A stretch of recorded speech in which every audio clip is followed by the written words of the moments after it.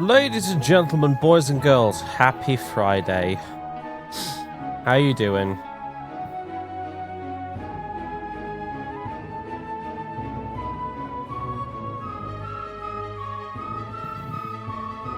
Where are my glasses gone? There they are.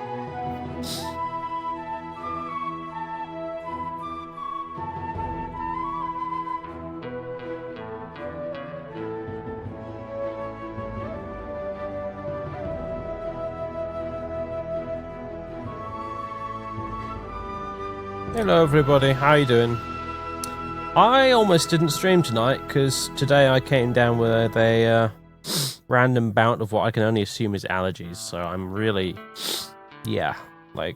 wow, a bit out of it. So, might not be the longest stream I've ever done. But nevertheless, here we are.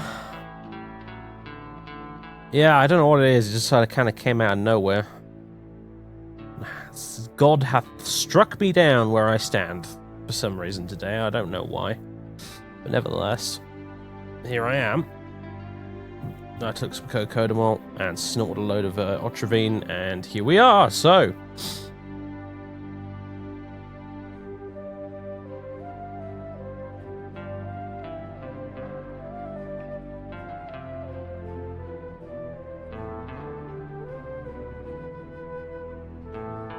started packing to go back down south.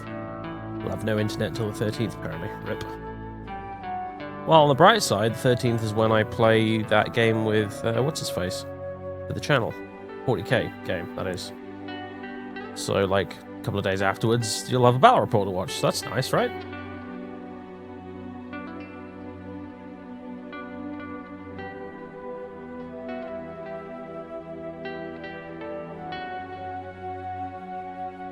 The indie games got you through having your wisdom teeth cut out. Nice. Glad I could help.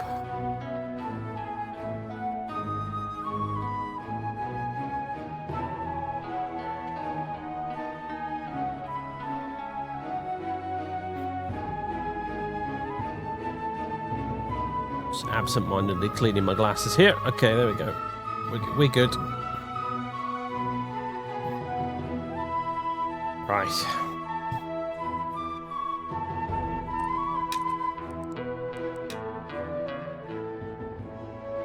Lower the audio on that slightly. Are you going to make your own party? But of course.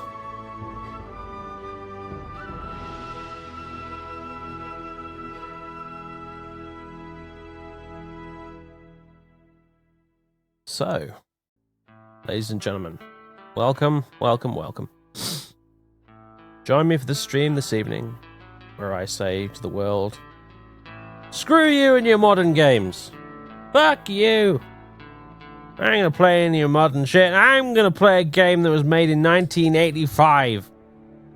I'm gonna like it. And I don't care what you have to say about it.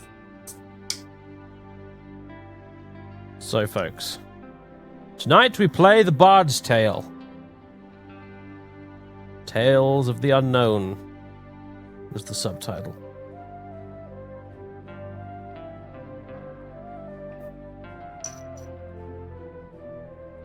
A marvellous game. As I said, made in 1985 originally. Got several versions across all sorts of different machines. This is the latest iteration. The Trilogy Remastered. Remastered in this case by In Exile. Or at least a bunch of guys working for In Exile. Who are working on The Bard's Tale 4 at the moment. So, that's fun. So it's very much like the old Bard's Tale, with a few modern conveniences added in, but the general gist is sit down, make yourself comfortable, and get ready to play a game that is intended in every possible sense to be played much as you would play a pen and paper RPG, by which I mean you sit down, you get some beer, you get some pretzels, you put on some good music, and you have fun.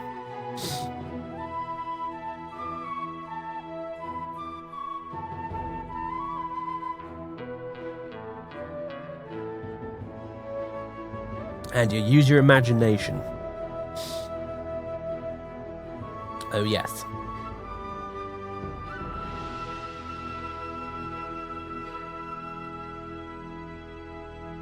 So that's what we're playing this evening. The main theme tune of which the guys who made this, remastered, did a reworking of the original Traveller's tune, as it was called. It's very good, actually. It's better than the original, to tell you the truth.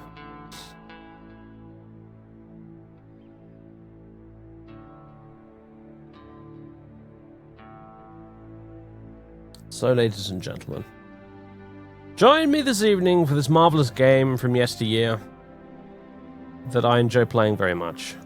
And hopefully you will enjoy tagging along for the ride, I guess. It's a very long game. It involves a fair bit of grinding. I doubt we will finish it in subsequent streams, even if we even do subsequent streams of it. I will admit, part of me is playing this game as a sort of tide me over type thing as I work my way through the manual for Wizardry 8, which is a game I do intend to do a playthrough of in the near future. But it is a game that I have not played in many, many long years. And even when I did play it, I played it very briefly and got very confused by it. So...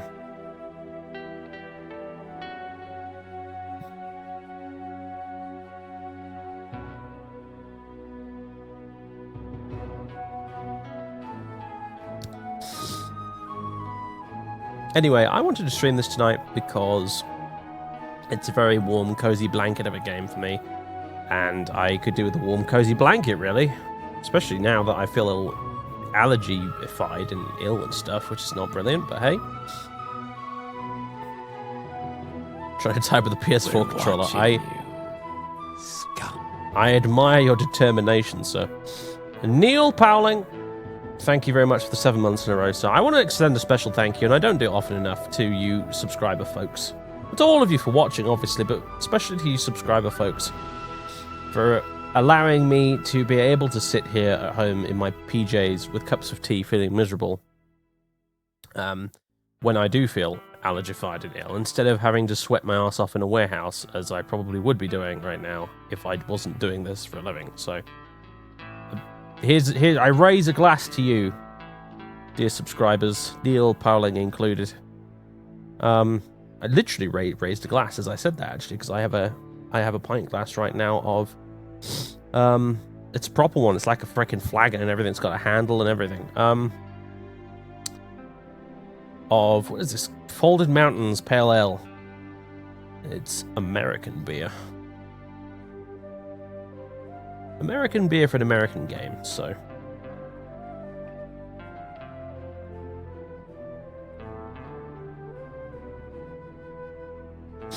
American beer for an American... What was an American... Primarily American pastime as well, I want to say, really. Dungeons and Dragons and all that sort of came from America, really, ultimately. It was a man from America that originally taught me Dungeons and Dragons back in the day when I was a kid, so...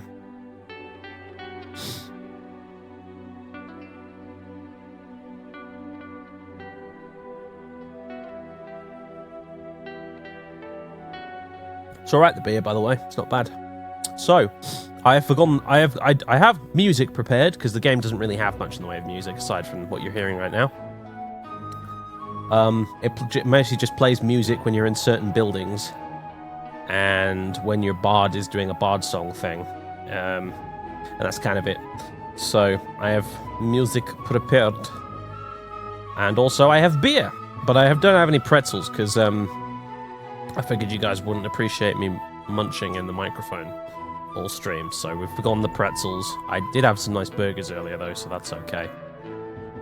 I'm filled up with fuel.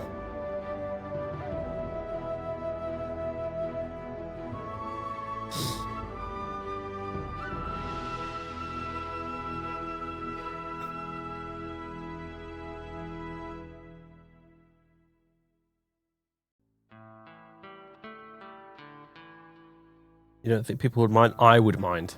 If I was watching a stream and the streamer was eating pretzels all the way through, I would mind, so I'm not doing it.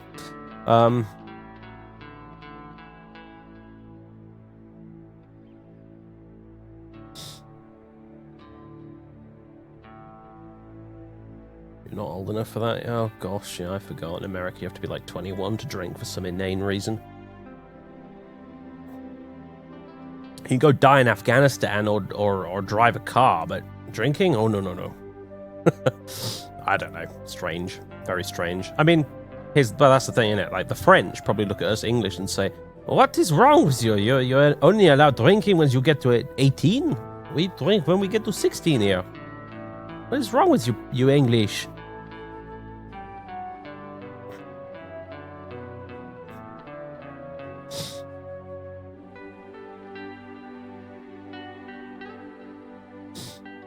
Of course, the difference is the French know how to drink responsibly, so...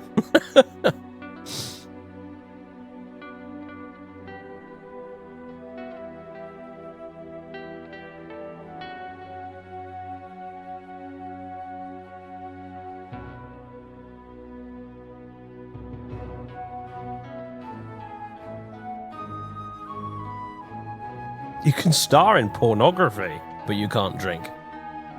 At that age, it's... I don't know, man. I don't know. Very strange.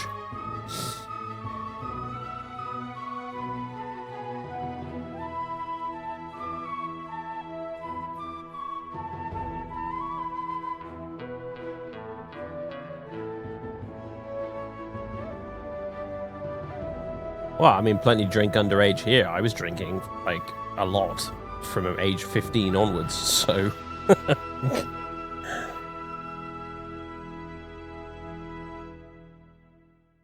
you know, so... I expect it's no different in America.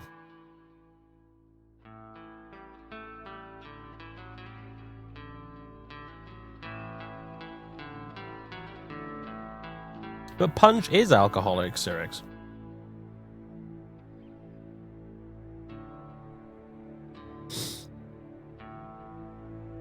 That's why they call it punch. Anyway, wait, there's non-alcoholic punch? What is this heresy? I've never encountered non-alcoholic punch, I must say.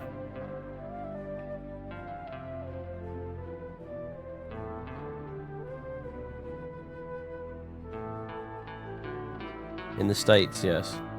As another item to list to your long list of crimes. I mean, cultural differences.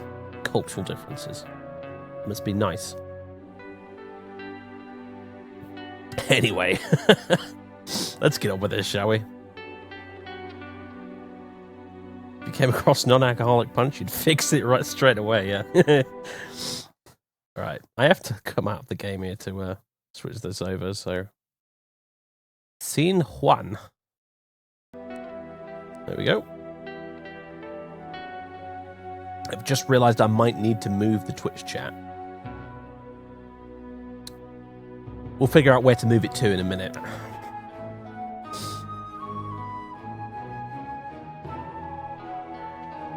I'm glad I picked up Deacon. How could I not pick up Deacon, man? The rest of the game until you get Deacon is just like the prelude before getting Deacon. It's ridiculous. The game teases you by having him present in the game but not joinable to your party. Good old Deacon. You'll be pleased to know I keep him till the end of the game. Slight spoiler, but yeah, Deacon does not leave the party ever again. So...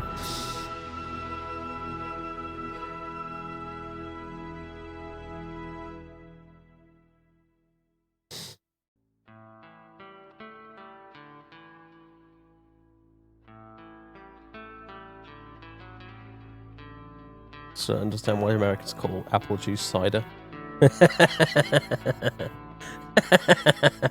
Very good. Anyway, so... behold! The Bard's Tale Trilogy. This bard even looks a bit like the man who taught me D&D.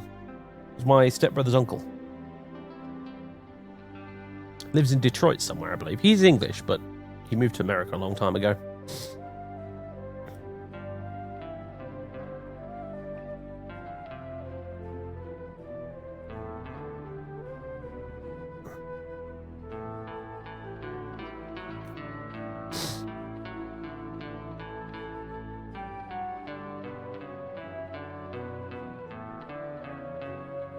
I've tried many forms of cider. My favorite is still Norman cider. So far, either of the Brut or the other variety, the sweeter one, they're both pretty damn good. Even went to a farm where it was made once, actually. Brought a whole bunch of bottles back with me. In fact, I do plan to do a little shopping trip to France, La Belle France, after the summer vacation period is over. Go over there, stop over a day maybe, and just buy shitloads of stuff and cart it back before, you know, that whole leaving the European Union thing happens.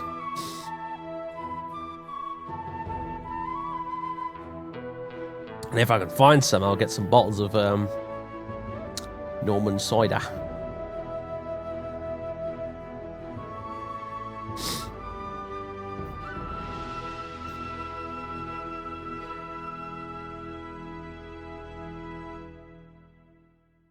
It's good stuff. It's good stuff. Everything over there is good, to be honest with you. Fucking hell, man. The French know how to do food. They really do. Jesus. Everything is good in France, food-wise. It's incredible. I love whiskey. Nah, not a whiskey guy. Not for lack of trying, but not a whiskey guy.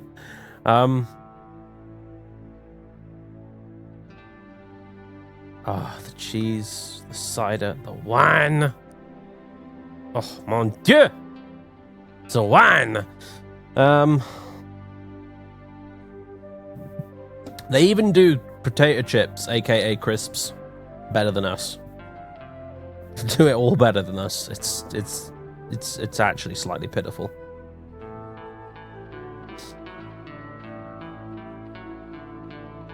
They even do soft drinks better. Sirop de grenadine. Love that shit. Can't get it over here. All you get is Robinson's bloody fruit squash. Which, let me tell you, is a pretty poor substitute.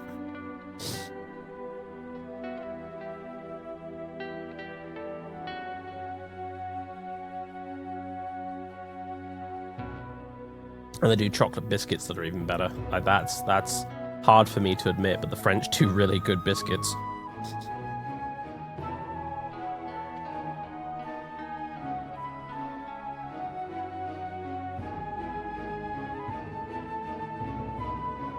Out of curiosity, Spot, have you ever, like, tasted wine, like, the proper way before?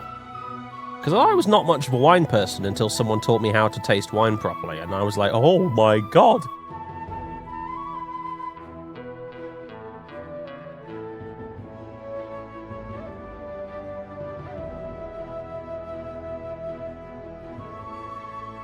Yes. Oh, fair enough then.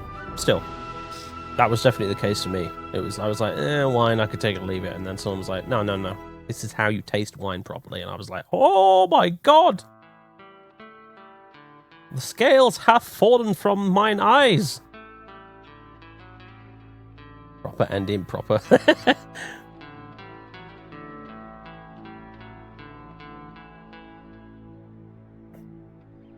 Honey wine. That's a thing though, right? Honey wine? There's mead and there's honey wine. Like, they're two subtly different things. I've had both. I love them both, actually. Oh, good. Mead? Mead? Oh, I love mead. It's expensive as fuck, but I love it. Really nice stuff, which is weird, because I don't normally like sweet alcoholic stuff. Like, rum and Coke makes me just... It induces a kind of almost gag reflex on me. I can't deal with rum and Coke at all. Or you know... anything combined with whiskey in the similar fashion. I just can't deal with it. It's disgusting to me, but mead I adore.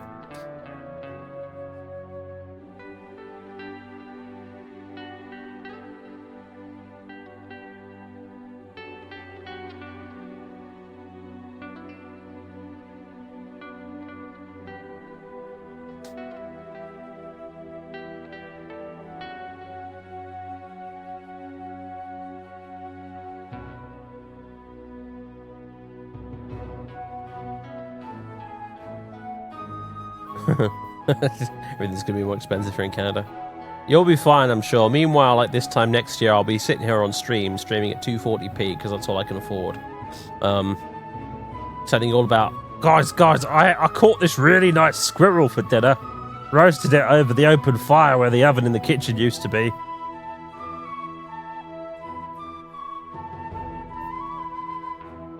Neighbours didn't shoot at us much this week.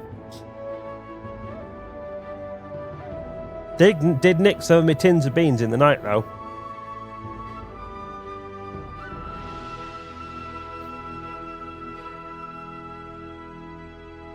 Also, I think the people living across the road might be cannibals. But anyway.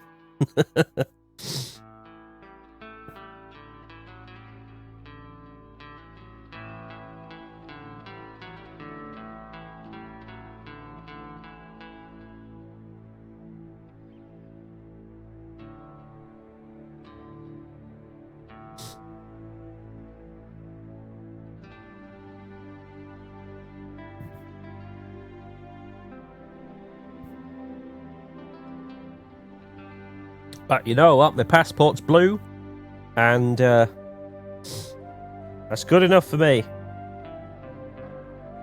And we've still got Marmite, so that's alright.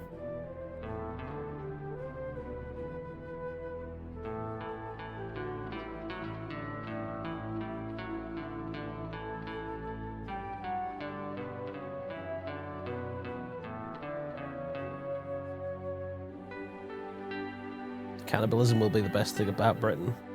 Yeah, but you know what the really truly horrifying thing is when you realise that because this is Britain, nobody will be able to cook the human meat properly and it will taste awful. Like, if France turned to cannibalism, at least it would probably taste good.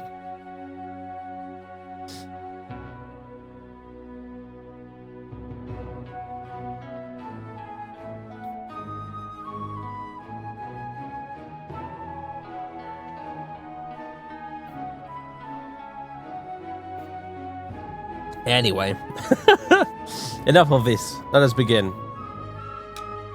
So, as you can see, the Destiny Knight and Thief of Fate are not currently available. This one will be available in something called a fall of 2018.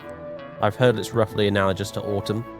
And in winter 2018, Thief of Fate will arrive, which is jolly good.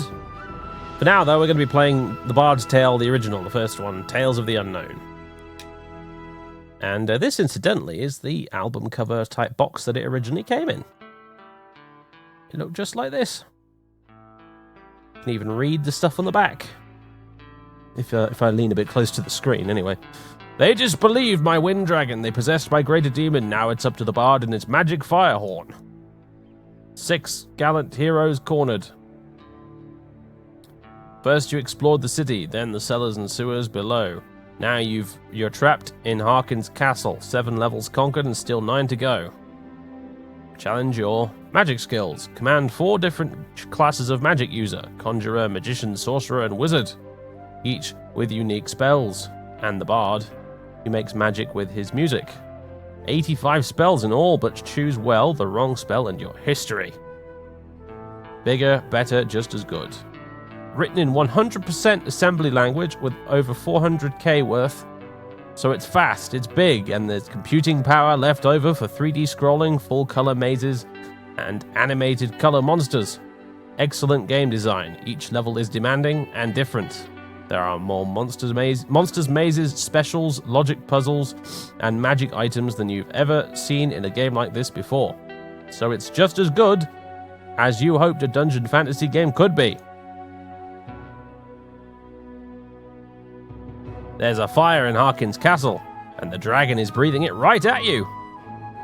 3D scrolling city map features taverns and temples, towers, and guardian statues. 85 magic spells like Revelation, Animate Dead, Summoning, and Sorcerer Sight. There are also 16 different 3-dimensional full-color mazes like Harkin's castle. Behold.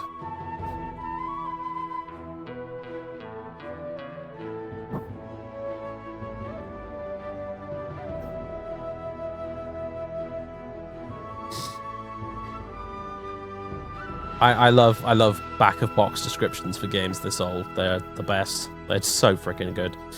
Now we have Legacy mode, which is apparently not going to be added till winter, until like all 3 of the games are done, presumably.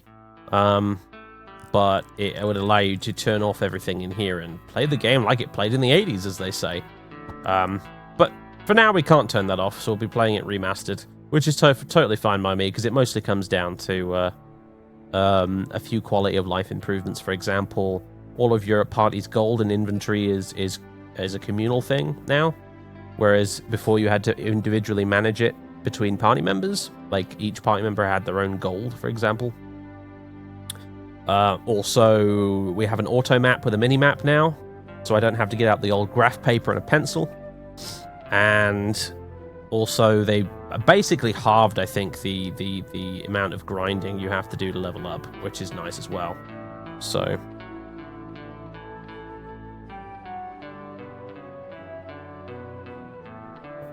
all things that make it a little bit less of a chore to play. But the core experience is preserved.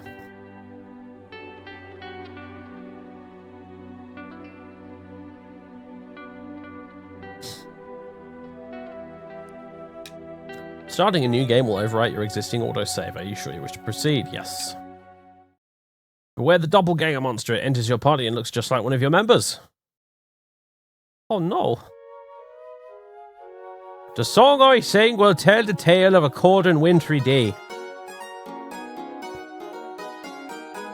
when evil fled and brave men bled, the Dark One came to stay.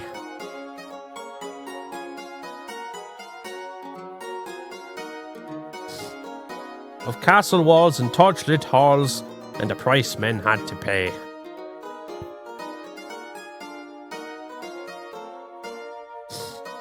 But he's wearing a green waistcoat, I guess, so. Till men of old, for blood and gold, had rescued Skara Brae.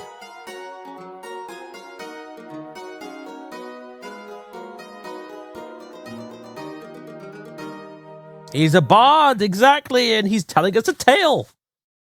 It's almost as if the title hinted at this. The legend of Skara Brae. Long ago in the land of Caith, when magic still prevailed, the evil wizard Mangar the Dark threatened a small but harmonious town called Skara Brae. Overnight, all the town's militiamen disappeared, and Mangar froze the surrounding countryside with a spell of eternal winter, totally isolating it from any possible help. As evil creatures oozed into the sewers to join Mangar's shadow crusade, the future of Skara Brae hung in the balance. And who was left to resist? Only a handful of unproven young warriors, some junior magic users, a couple of bards barely old enough to drink, and a few out-of-work rogues. You are the leader of this ragtag group of freedom fighters. Luckily, you have a bard with you to sing your glories, if you survive, for this is the stuff of legends. And thus the story begins. In between me burping, because I've been drinking beer.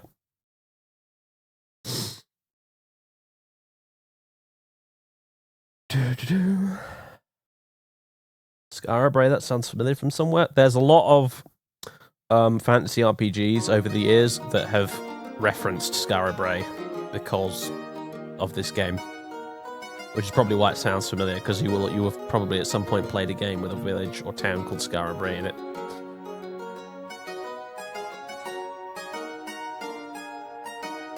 As you enter the guild, you catch the eye of the guildmaster. Well met, brave adventurer, but you come in the most dire of times. The evil wizard Mangar has cursed our town with his blizzard, and the streets are overrun with all manner of evil miscreants.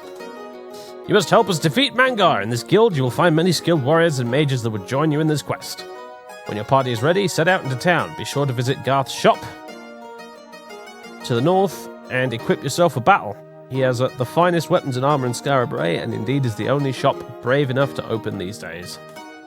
The city has an abundance of temples that are open night and day to heal your wounds, and I believe Roscoe is still doing good business restoring magic points for your mages. And when your bard gets thirsty, be sure to visit one of the many inns and taverns. The Scarlet Bard to the south has the best selection in town. Now, I will bid you good day and good luck in your quest. The Guildmaster smiles and returns to what he was doing. Thou art in the Guild of Adventurers!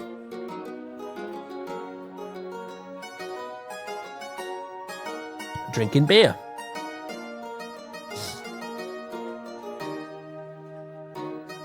Ultima was the one for... Yeah, there you go.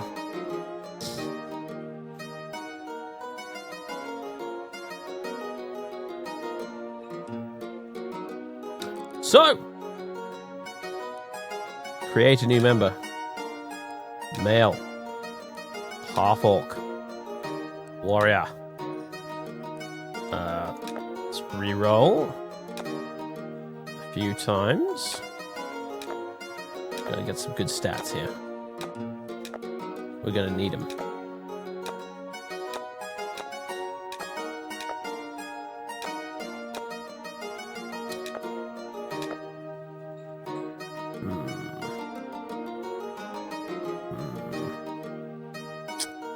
Yeah, I'll take that. You shall of course be named Zog.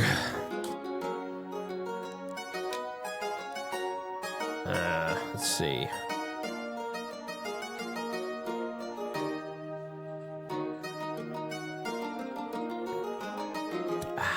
Who's next?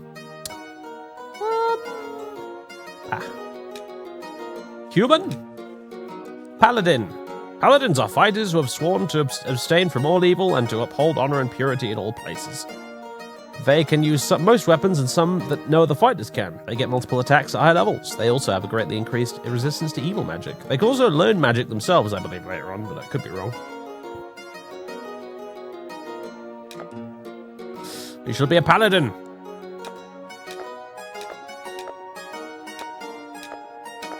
Hopefully some decent stats.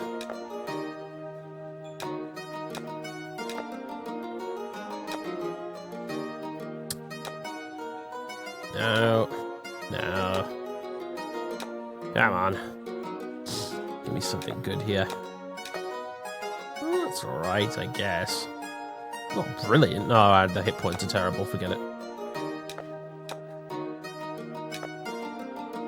Great hit points. Shame about the strength.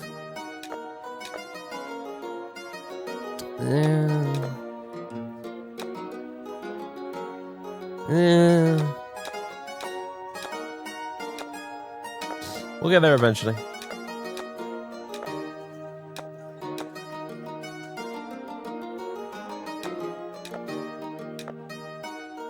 $26, 17, 11, 10. Nah.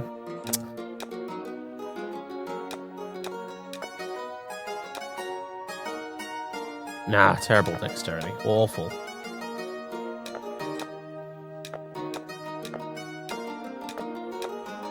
We need lots of hit points, believe me. Tremendous hit points is what we require. Oh shit, that was pretty good, that was. Alright. Constitution's garbage. Terrible.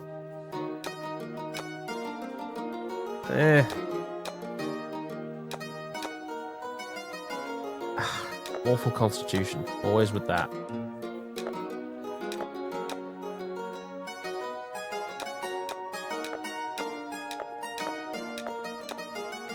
Doesn't usually take this bloody long, to be honest.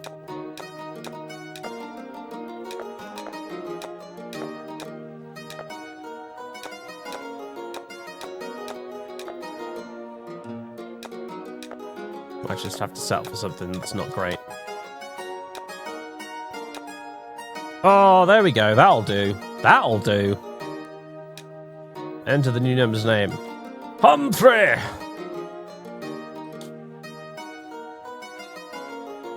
And we'll make you first in marching order, because you should be really Humphrey. Alright.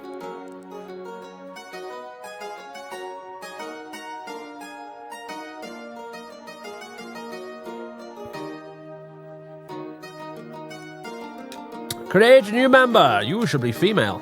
You shall also be... No, you'll be human. Although... Nah, human. You shall be a monk. Yes. Oh, that's not bad, actually. Yeah, I'll take that. You shall be fan favorite and favorite of mine, Colette. She finally achieved her dream of becoming a monk.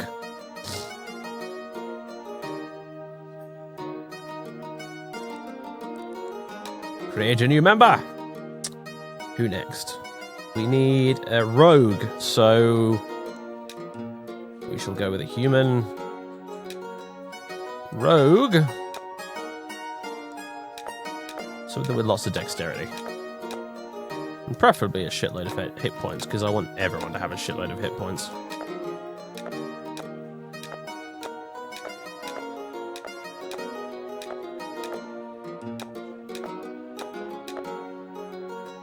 I'll do. Yeah, I'll do quite nicely, actually. Arthur. Create another new member. Male. This time you will be a halfling, or a hobbit, in fact. You shall be a bard.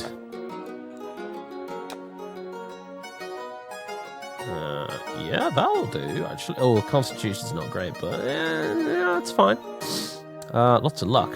I like that. Deacon! Create a new member. Elf. Conjurer.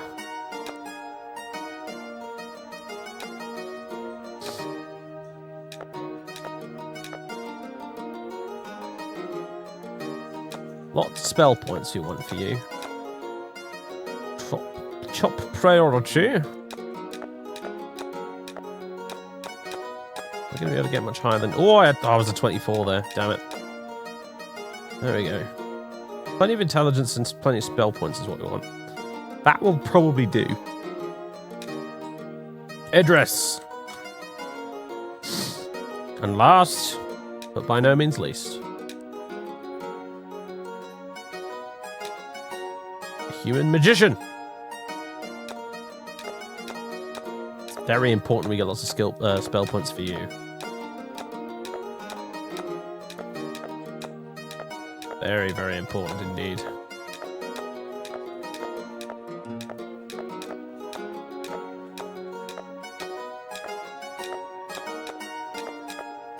Yeah, 24 tends to be the most we can get, really, so... Plus 13... yeah, that'll do. Accept character. Vera! Welcome back. Can't have Vera without Deacon, and vice versa. So...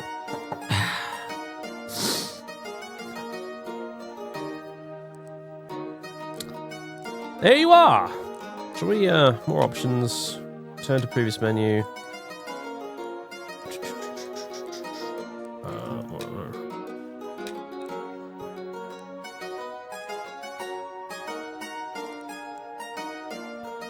There was an option to make a roster out of this, but never mind. So, we have created our party of intrepid adventurers. 7 of them, in fact. It was originally 6 in the first game, with an additional spare slot for an NPC monster to follow you around with if you manage to get one to join your party. However, they're fairly rubbish, those guys, so it's probably for the best that we have an extra slot now in this version of the game that I can just use for another party member. So...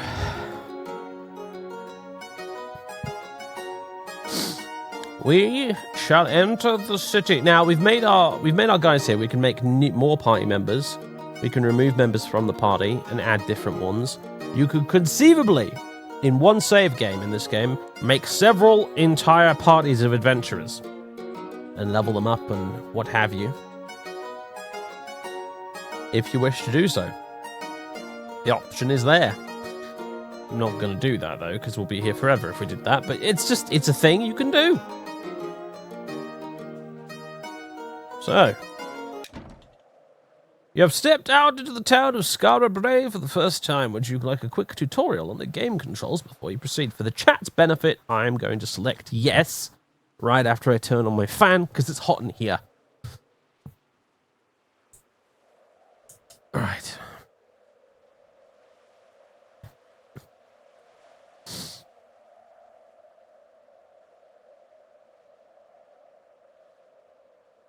Deacon has the lowest AC. Yeah, well, that's good. This is old school role-playing game. Means The lower your armor class is, the better.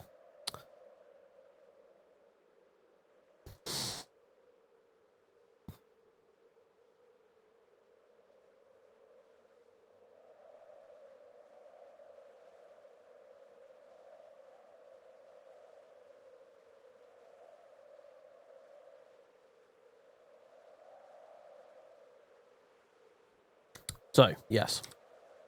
Use WASD to move around the town or the cursor keys. You can also left-click on the game view to move around. Hold down right mouse on the game view, and you can look around to take in the view. Like so. Because, of course, this isn't 3D. Unlike the original true 3D, of course. As opposed to simulated 3D.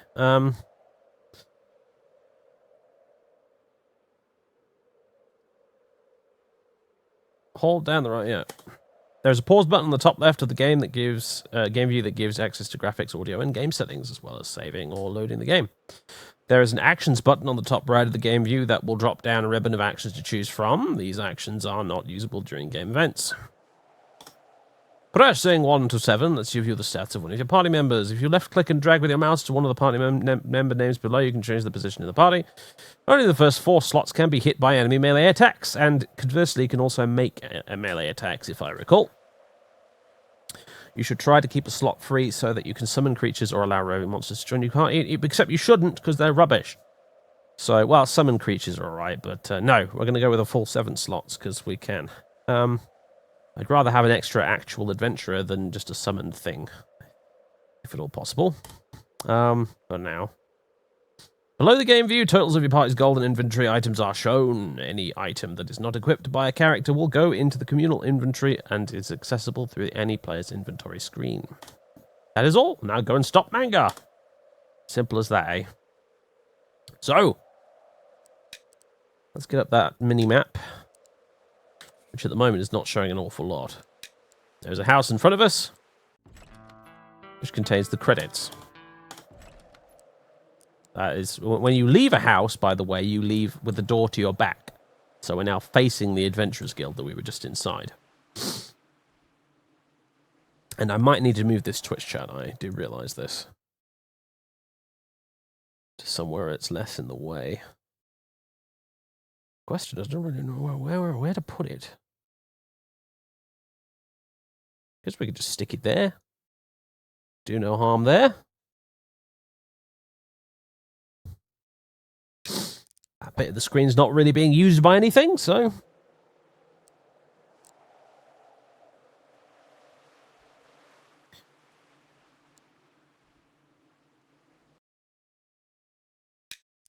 Right.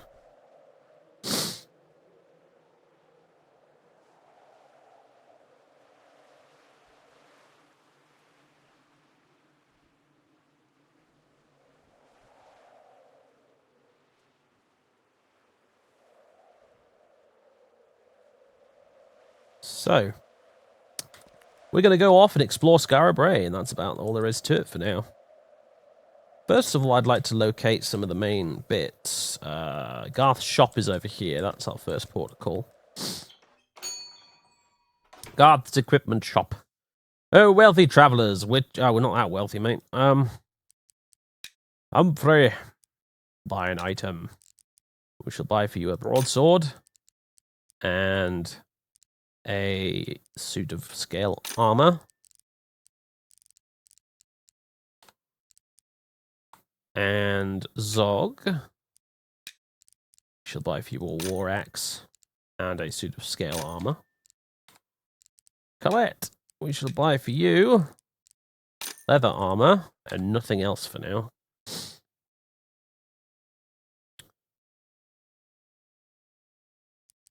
Arthur, for you, leather armor and a short sword. Deacon, we buy you also leather armor for now, and more importantly, arrows and a longbow.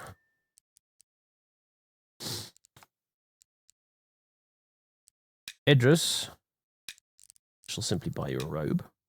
Except I won't, because I don't have enough gold. Right, you're stuck with your t-shirt for now, Idris. And Vera. Awesome. So. Oh, excuse me. Right. There will be sneezing, folks. There will be sniffing. There will be coughing. Get used to it. I'm afraid I'm not feeling myself tonight.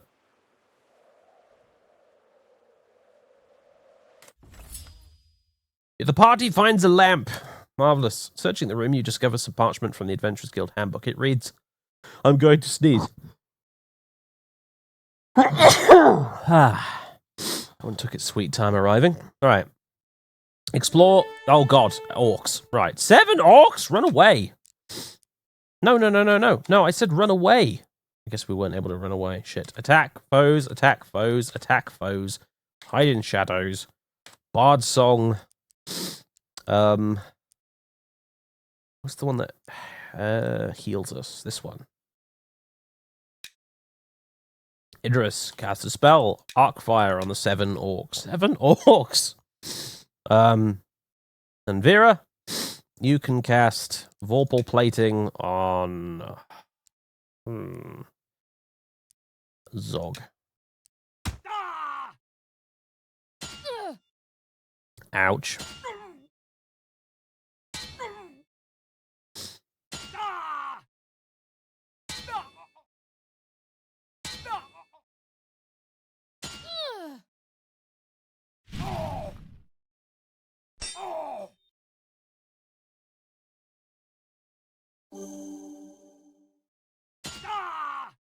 Oh. You still face 7 orcs. We did barely dented them. Run away! There's a scrap of parchment from the Adventurers Guild handbook here. It reads, explore and map every square in every maze. There are magic mouths that give hints. Oh my god! A wandering creature offers to join your party. Leave it in peace. I don't have any slots, mate. It was some sort of goblin or gnome or something. Magic mounds that give hints. There are one-of-a-kind magic items and spell regeneration zones. Good maps will show you the logical spots for secret doors and secret rooms too. So that hurt. That hurt. That was not a very forgiving opening encounter at all. Luckily, we have a Vera who can heal people, so...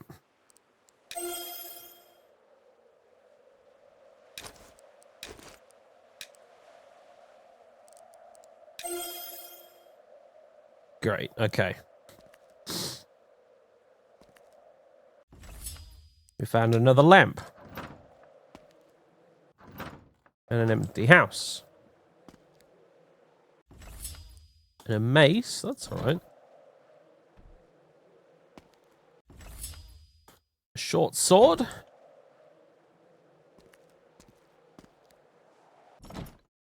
An empty house. They're all empty houses, really. Just a question of do the empty houses have stuff in them.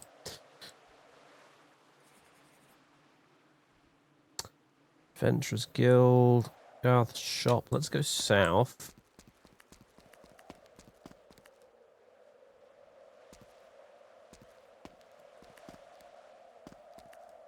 There is a statue.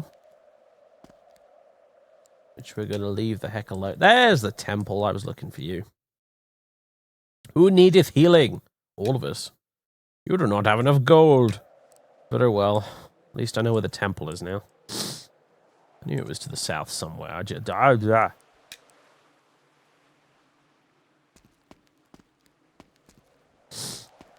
Alright. Let us continue to work our way around.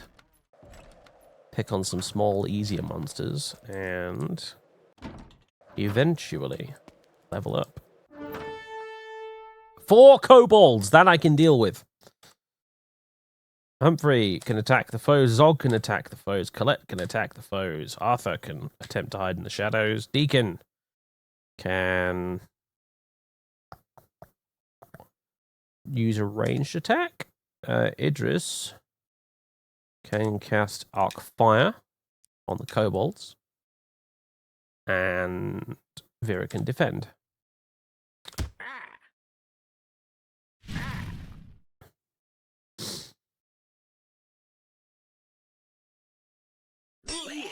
Yeah.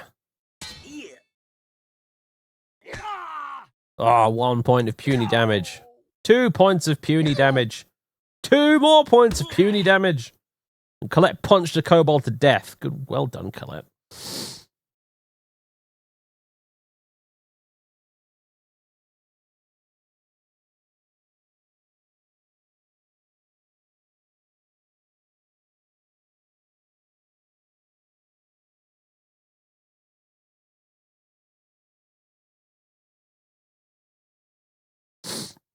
Yeah, it does look rather different from the original 1985 version, I must say. Although, having said that, the original 1985 version was not terrible.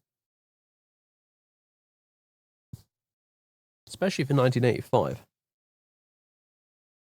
It was more of a looker than a Calabeth, for example. A Calabeth was pretty. I went beyond the realms of pretty or ugly. It just got into the realms of what am I actually looking at right now.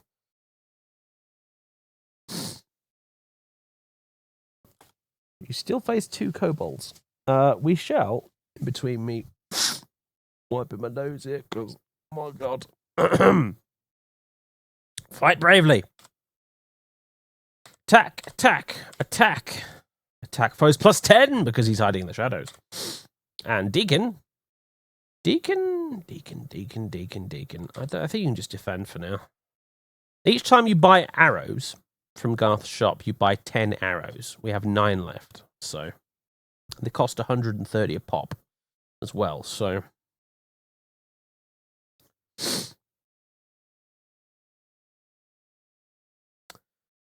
Idris has these options in this battle round. Just defend. Aha! Sneak attacks for the win. And they're dead. 74 pieces of gold.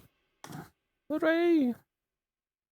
There's dungeons deep underneath Skara Brae, sewers, catacombs, the castle, and more, each more dangerous than the one before.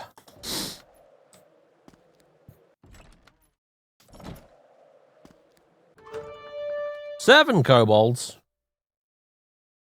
Alright. Attack. Hide in shadows. Ranged attack. Arc fire. And heal. Quick fix on Colette. Yes. Oh, one's dead already. Good. Well done, Deacon.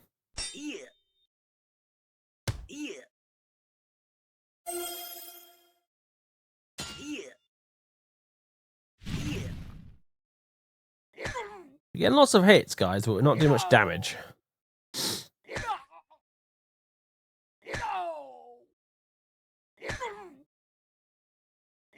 What picking on the rogue for?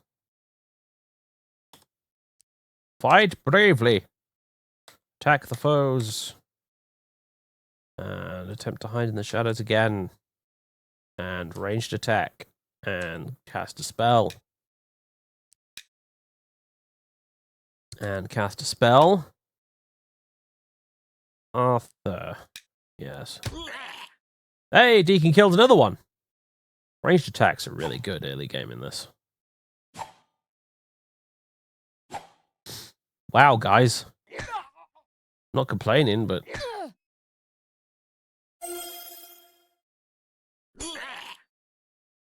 Well done, Humphrey. I'm wondering if I should get Colette a staff or something. I forget really how rogues work, like, at all, honestly, in this game. I don't think I've ever used one before, so... Where do you pick up the remastered version? Hold on 1 second, actually, for that.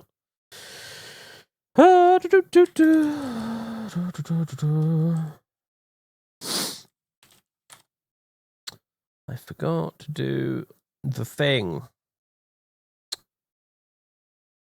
Oh, come on.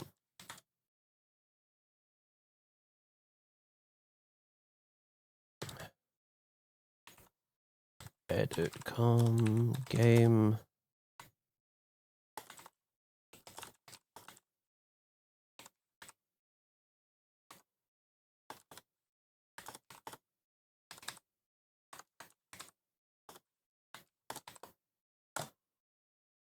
Hey! I've updated the game command.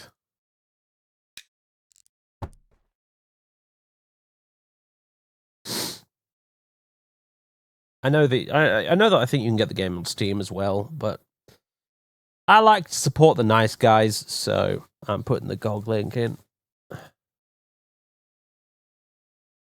I promise you they are not paying me to do that. I wish they were.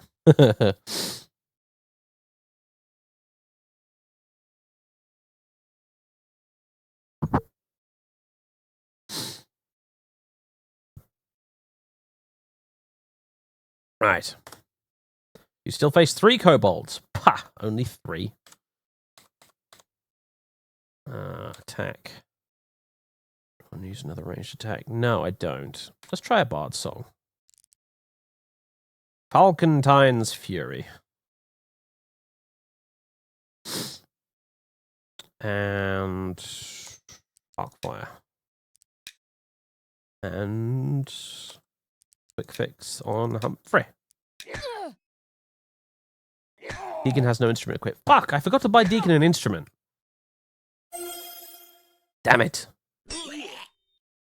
Oh, that's top of the to-do list now.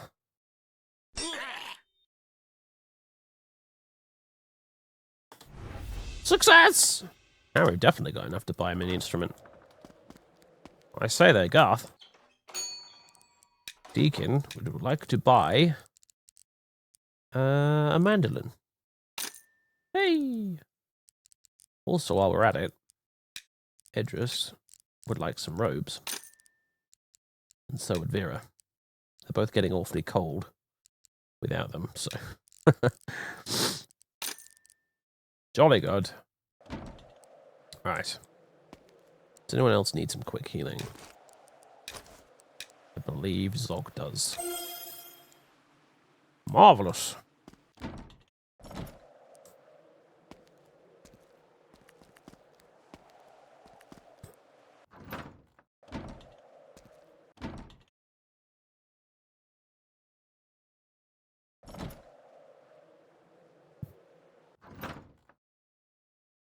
Where's Deacon from?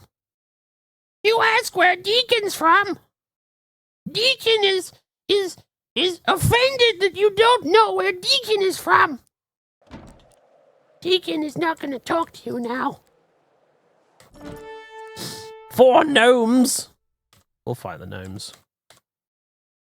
Fucking gnomes. World of Warcraft has made me hate gnomes.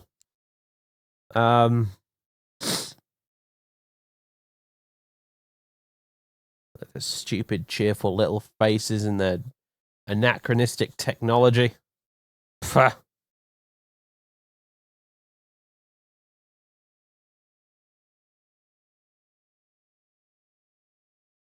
Hide in the shadows. Use a ranged attack. No, don't use a ranged attack. Alright, let's do that again. Attack, attack, attack. Hide. Bard song! Falcontine's Fury. Defend, defend. Way, music! Well done, Deacon.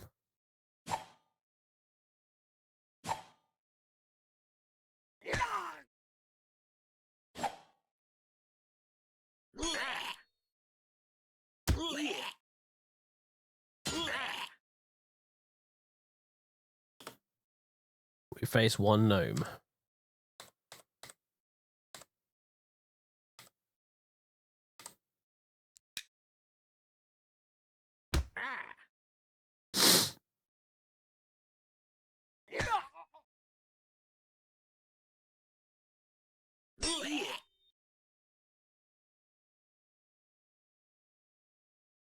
Wow, 8 damage? Nice one, Arthur. I wasn't even from striking from the shadows. Marvelous. Chainmail? Fucking sweet. Who wants the chainmail? Humphrey and Zog have got scale. You can't wear chainmail. Deacon? Deacon!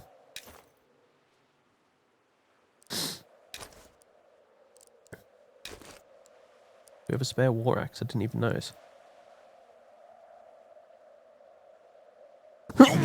Whew. Oh, boy. Sorry, guys. That's going to happen a lot.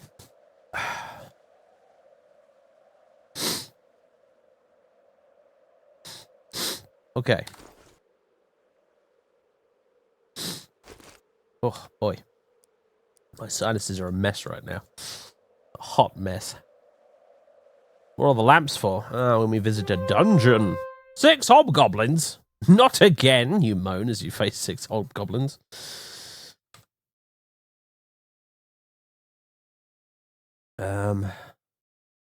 Attack, attack, attack. Hide in the shadows. Ranged attack.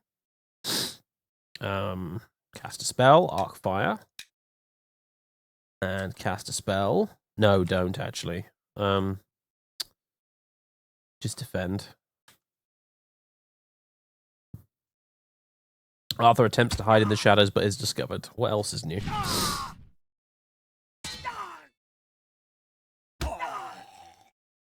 Hey, Colette punched a hobgoblin to death. Sweet.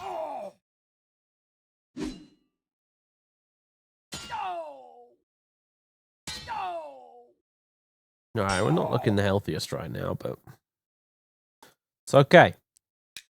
She'll fight bravely.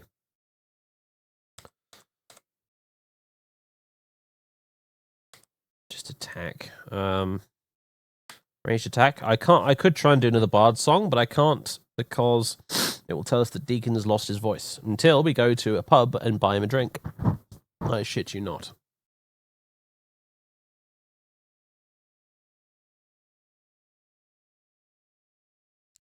More arc fire. And Vera. Quick fix on Humphrey.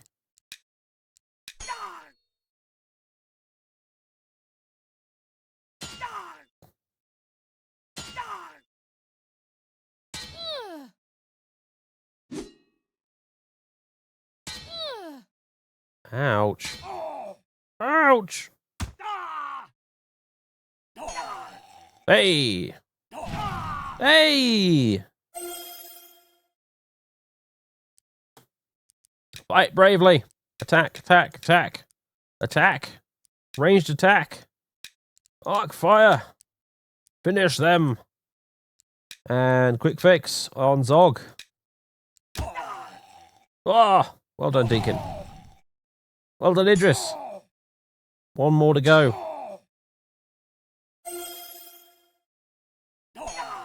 Hey, well, there we go. Well done, Humphrey.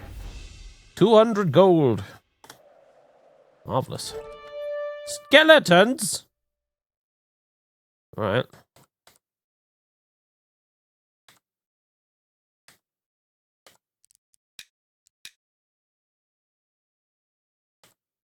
Quick fix. Zog again.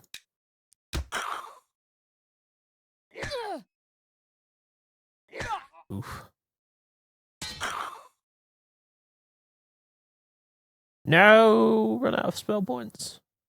It's not going very well. But we killed one!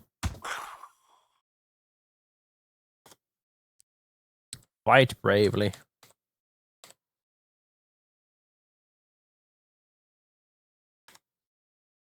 Ah, oh, Deacon missed. And finished. Wow, that was eventful.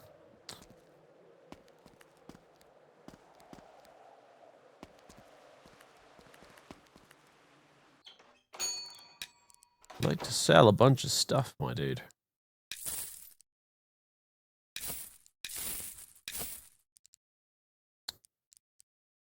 And also buy some stuff. For example, for Humphrey, a tower shield. And for Zog also, a tower shield.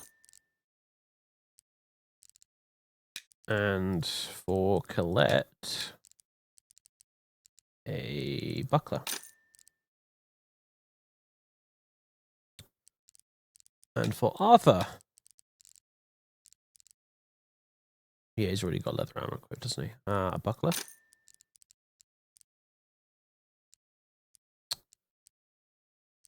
And helms. Need helmets. There you go. Helm for you.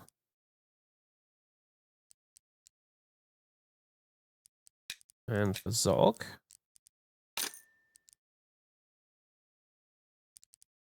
I don't think Colette can wear a helm. No, she can't. She can wear gloves, though.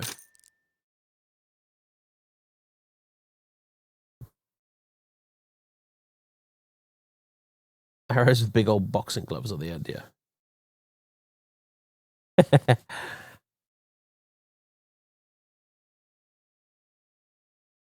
An arrow with just like a brick on the end.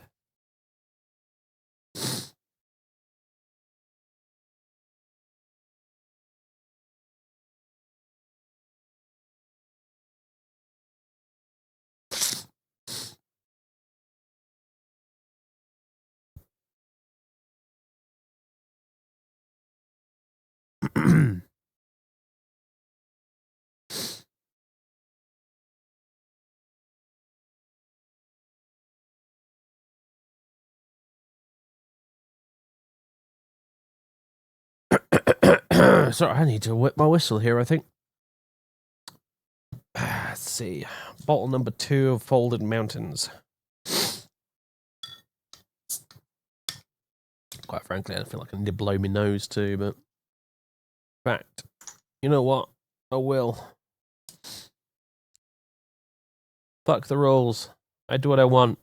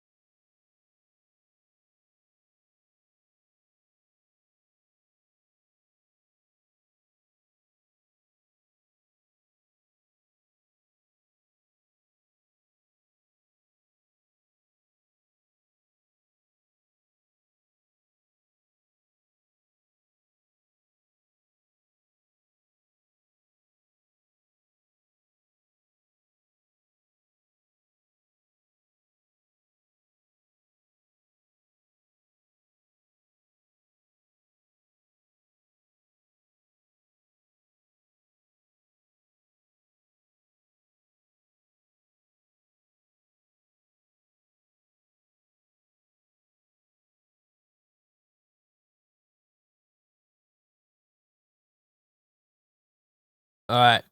I'm back. Snorted some more Otravine while I was at it too, so... Yay!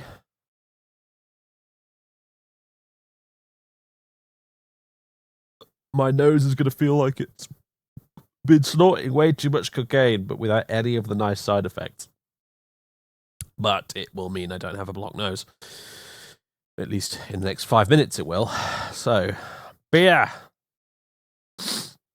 I also had some Cocodable before I started the stream as well, so that plus beer is probably a horrendous idea, but fuck it. It's Friday night.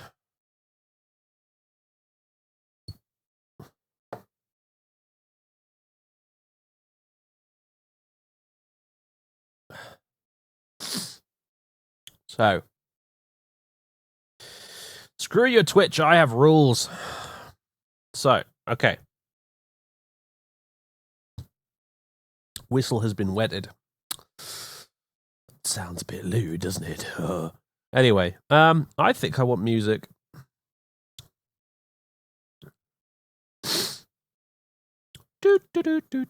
Data. Music.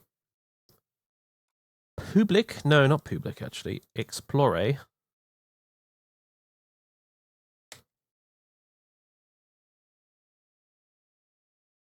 Let's have a little bit of good old Marty O'Donnell starts off.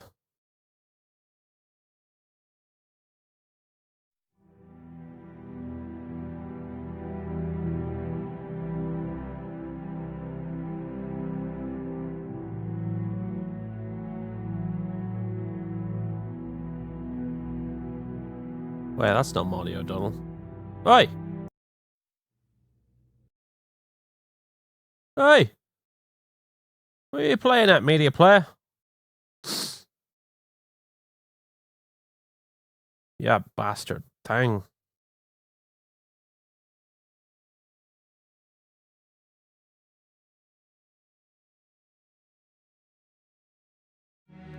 There it is.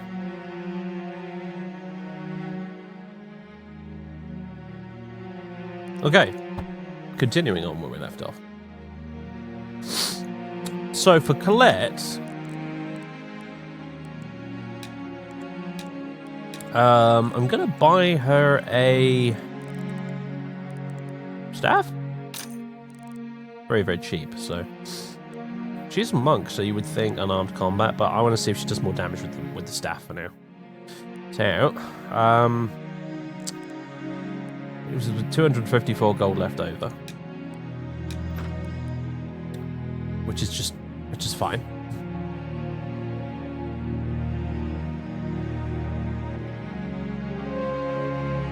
One mercenary. Very well. How about thee, sir?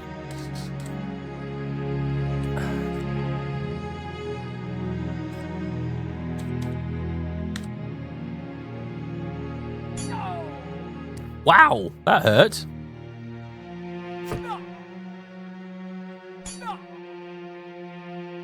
Mercenaries are no joke.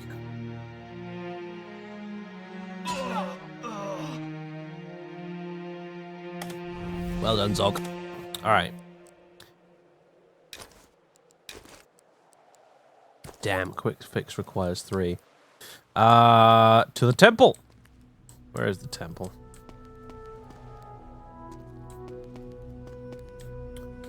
There it is. You do not have enough gold! What? What? What? 220 gold. Oh yeah, we're just shy. Where the fuck does Roscoe live? About 1,000,000 miles away, doesn't he? Alright, well, here's the other option. We stand out here in the daylight for long enough for Vera's... Aha! There we go. That's what I was waiting for. Cast it on Colette. Now... Let me know about the audio, by the way, guys. The music seems actually somewhat loud in my earphones, but my earphones are deceiving. They are liars!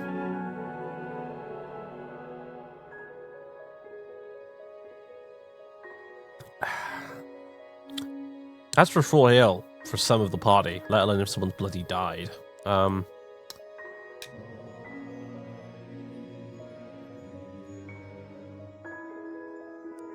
Exit the temple.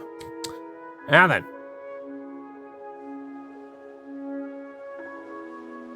Right. Let's continue methodically working our way around these houses.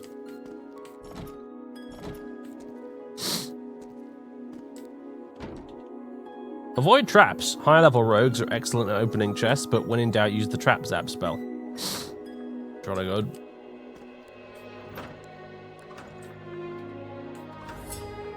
Found a dagger. Good.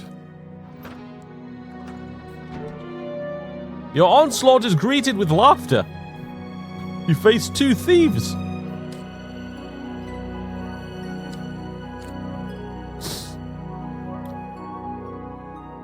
This town's only big enough for 1 thief, and he's on my side.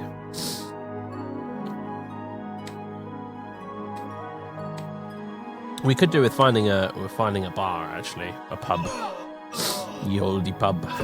Get Deacon a drink. That was over very quickly.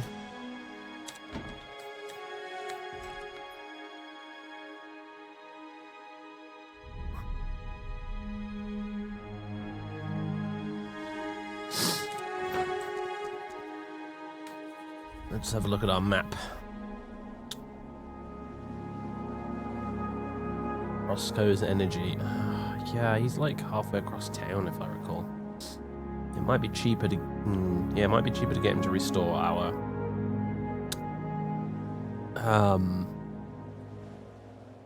spell points than to get ourselves healed at the temple, I would wager. But, you know... Technically, you just have to stand out in the sunlight for long enough and your solar-powered mages will get their spell points back. But random encounters with monsters are time-based. Out of staff. Oh, good.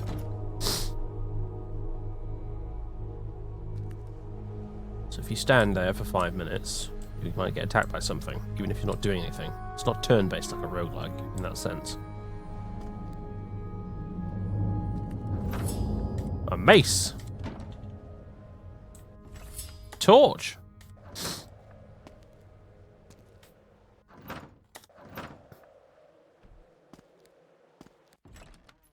Manage your spell points carefully. Don't waste a spell if you can accomplish the same thing without magic. Torches are, for example, often work as well as magic light spells. On the other hand, don't be shy about using magic in combat. When in doubt, blast them with magic.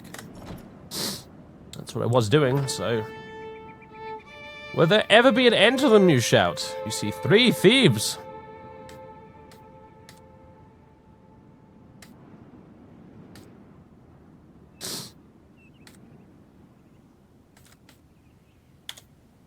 On the thieves. And you can defend. Yes. Oh! Dead. Dead! Thieves are rubbish.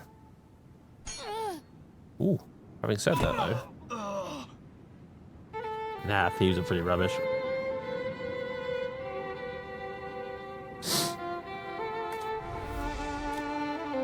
Ooh, found a broadsword. How nice is that? That's an empty house. And now before us lies this statue. I don't... Actually, we might be able to take this thing. You face death itself in the form of one samurai. Fight. Attack, attack, attack. Hide in shadows. Ranged attack. Cast a spell. Arc fire. On the samurai. There no. Just defend. Well done, Deacon. A solid hit. Oh god, 17 points of damage. That is horrifying.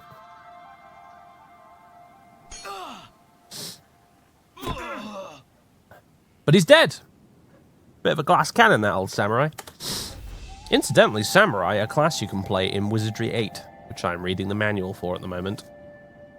Wizardry 8 stands out for me as one of the most interesting RPGs I think I've ever played, simply because of how many crazy classes it has. One of them is samurai. Another one is ninja. Also Valkyrie. Also bishop. Seriously, bishop is a class. As is ninja. I think I already mentioned that. As is alchemist.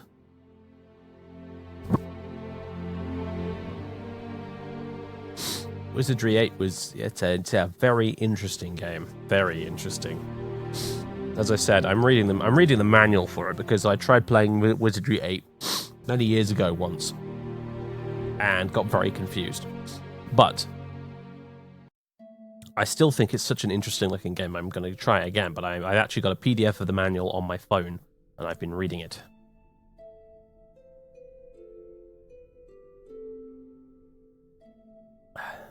But can you be a pope?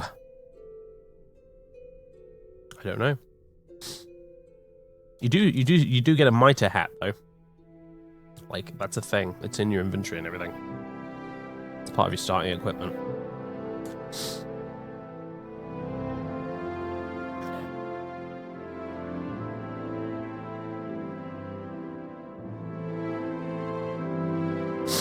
Valkyrie is a sort of priest plus fighter restricted to females with a focus on polearms.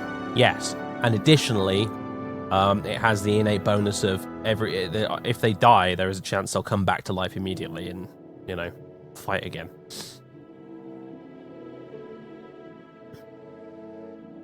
So, pretty cool. Essentially, it looks like Might and Magic 7 on crack. Really. is what Wizardry 8 looks like to me, and that alone is reason enough to play it.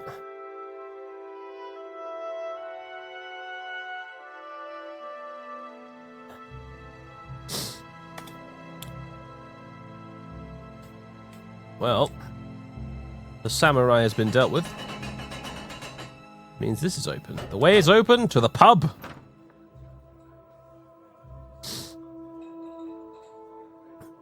Two drink minimum. Order a drink for Deacon. What'd you settle for, Deacon? Bless him, Deacon probably wants a ginger ale, doesn't he, actually? The girls in the tavern laugh at you. Oh, don't laugh at Deacon!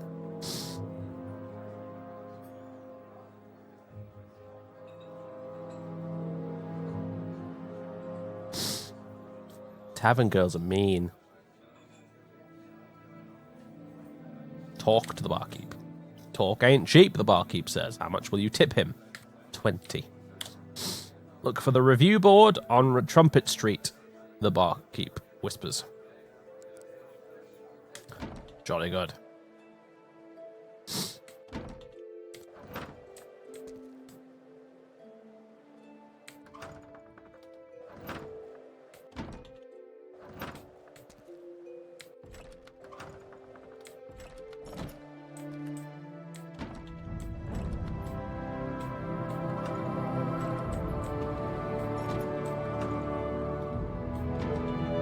Four dwarves! He's potentially could be kind of tough, actually. Deacon. He's out of arrows, isn't he? Bless him. Alright. In that case. Do Barda's Kiln Fest.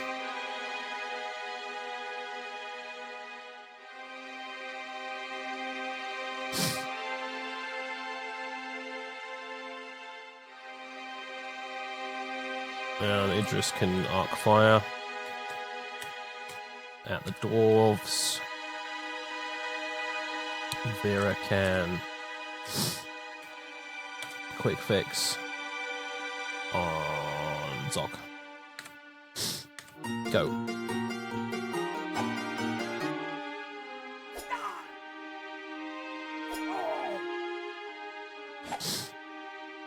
Zog is nearly dead. Wow.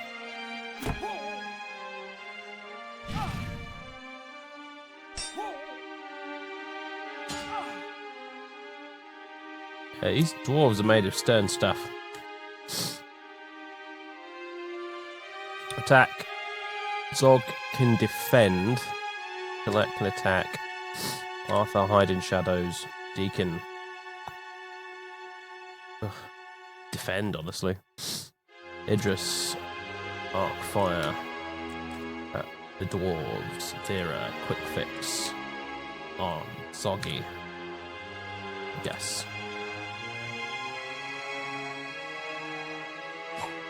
Oh, no, Arthur's not having much luck, is he?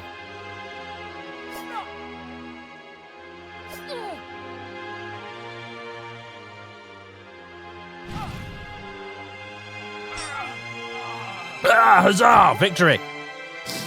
Killed one of them. Still face 3 dwarves, not for much longer.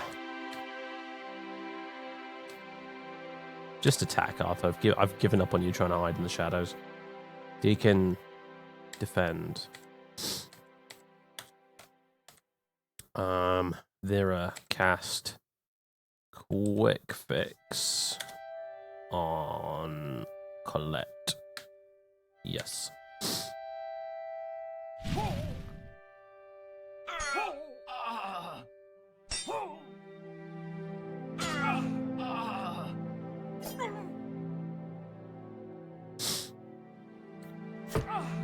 Oh, spell points. That's not good. You feel safe, one dwarf. Very good. Fatak toes. Fatak O's. Fatakos. Tacos. Defend. Sastakel. Arc fire. At the dwarf. They're, just defend. Hey! Nice. Leather armor. Nice. Let's leave this place. Alleyway. Deeper dungeons require a higher hide and shadow skill. Keep upgrading your skill to 100 and beyond, or you'll be discovered more often. Mate, getting discovered now.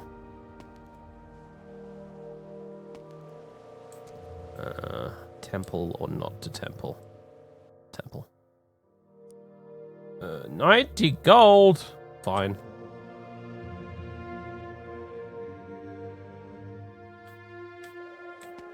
Right.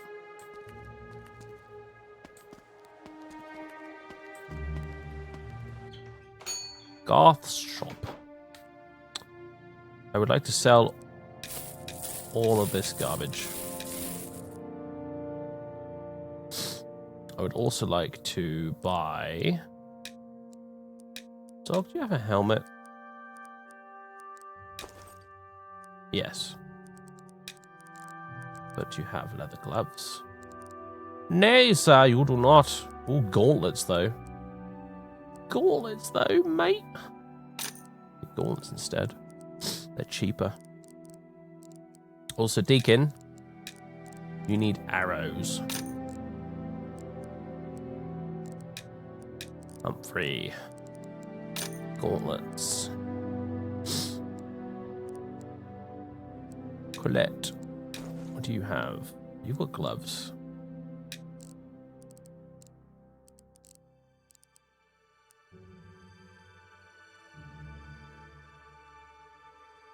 Arthur. Gloves for you as well. Okay. Let's actually go back down south again. Because... Oh, what am I doing? I need to go through the gate. Deacon needs another ginger ale. Stop laughing at Deacon! Deacon just likes a ginger ale. My gauntlet's cheaper because they can't be worn by anyone who's not like a fighter type person.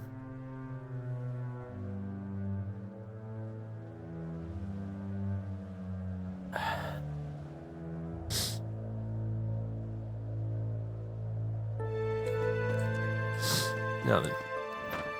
Be prepared to die a lot with level 1 and 2 characters, especially at night, especially when you don't have any weapons and are just walking to Garth's shop. It might be a good idea to stay close to a temple at night so you can quickly heal any wounds, if you've got the money.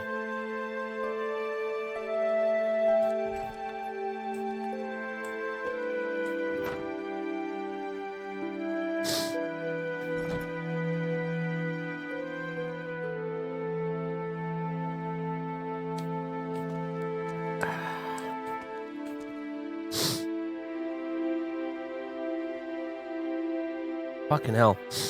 This Archivine still cannot do anything about my nose right now. If Archivine doesn't work, it's like... Shit, I give up. I surrender.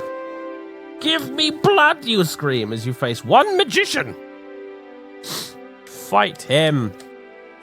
Crush him.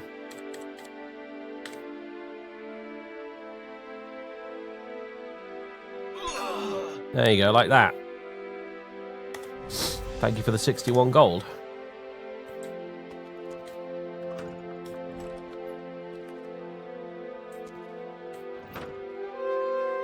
Five mad dogs. Good lord.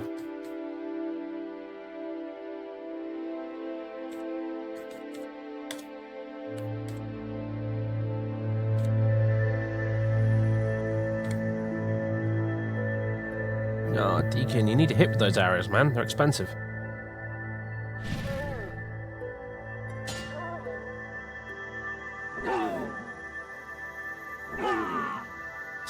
Jesus Christ, 6 damage.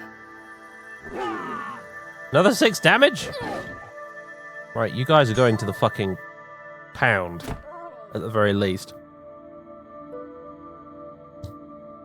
You need some training and some muzzles. Good lord.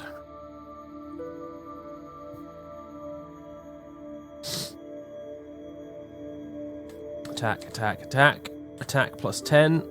Ranged attack. Ranged attack. Arc fire. And quick fix. Zog. Yes. There you go. That's how you do it, Deacon. Oh, yeah. We're bringing him down now.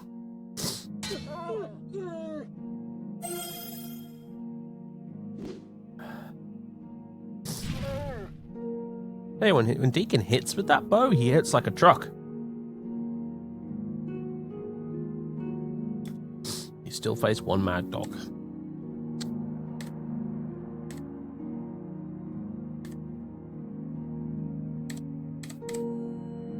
There we go. Let's see what happens in this epic fight. Jesus Christ. There we go. Put it out of his misery. 174 gold and a short sword. That's not bad.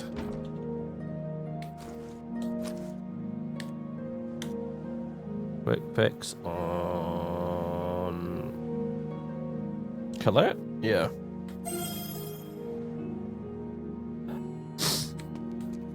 Alright. Let's explore to the north. Actually, let's go this way. Locate traps, second sight, and sorcerer sight spells. All identified traps within 30 feet. Trap zap spell disarms all traps within 30 feet. Very good. Don't venture too far into any dungeon without your maximum spell points. A good rule is to leave a dungeon when you are down to 1/4 of your maximum spell points.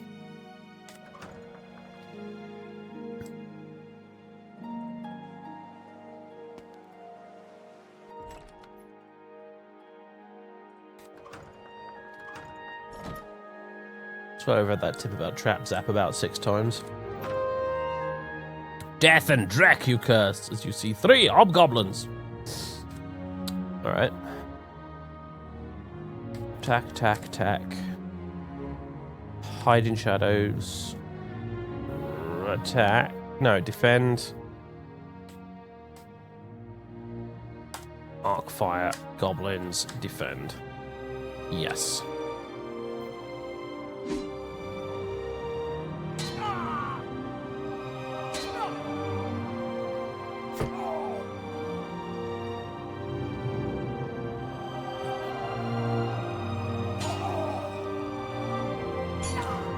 Alright so far.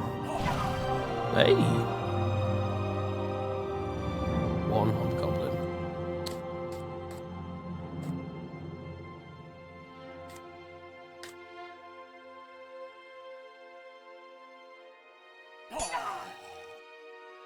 Marvelous. 94 gold. Felt like I deserved more than that, but whatever. Wouldst thou like to be reviewed for advancement, spell acquiring, class change, or exit to town?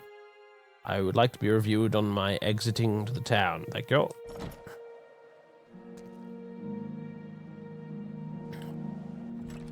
Hail, traveller, step to the bar and I'll draw you a tankard. Alright now.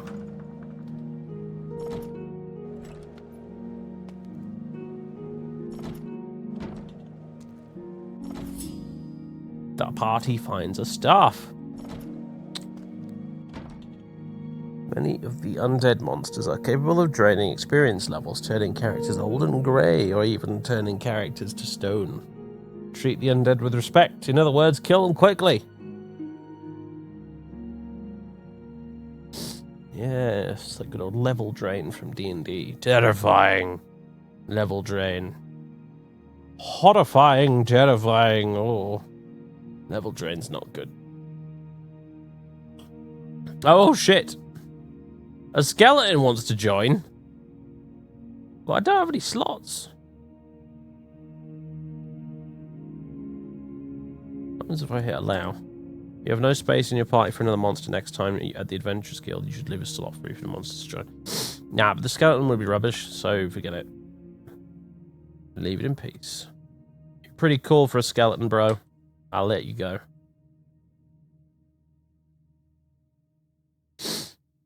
I would really, really, really rather have any one of the guys in the party here instead of a skeleton. I mean, a skeleton would be cool, but statistically rubbish.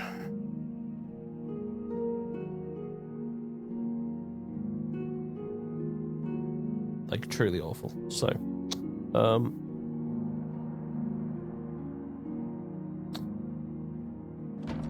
funny how it was talking about undead monsters when he arrived as well.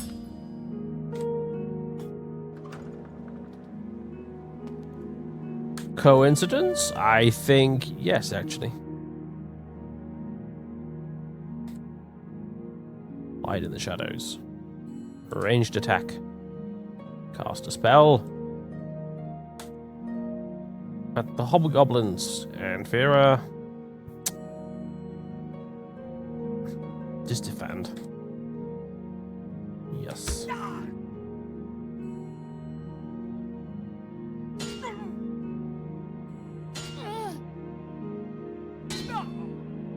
This hurts. This definitely hurts.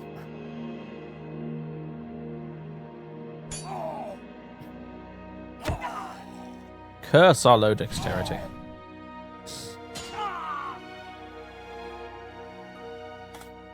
You still face 4 hobgoblins. She'll fight anyway. Hard song, yeah. Do...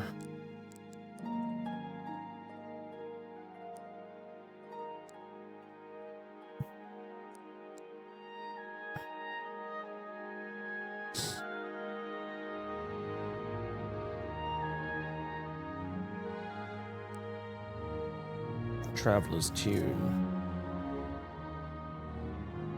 Try that. You can't do arc fire, can you? Crap. Defend and defend. No, don't defend. Attack, attack, attack. Attack. Bard Song, Traveler's Tune. Defend. Oh, excuse me. And...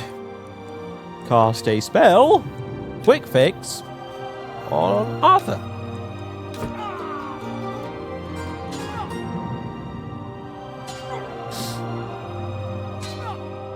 This whole Bard Soul thing really hasn't worked very well.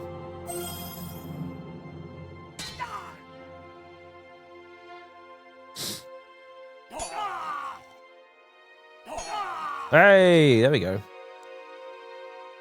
That's only 2 of them.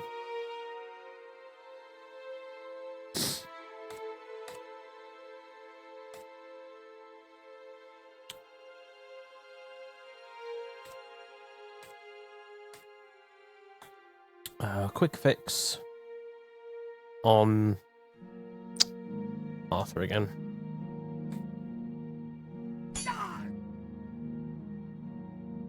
Oh, Deacon missed.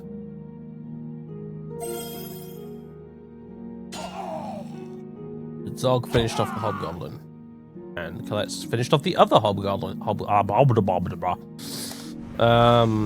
That's all right. 155 gold's not bad. Recompense. Now, big fix on Zog.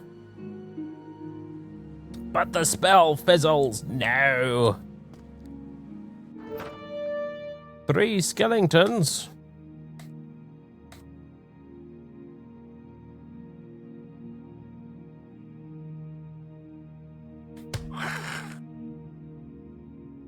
Nice one, Deacon. Look at that, 9 points of damage. Brick arrows are doing quite well. Ah, that's not good.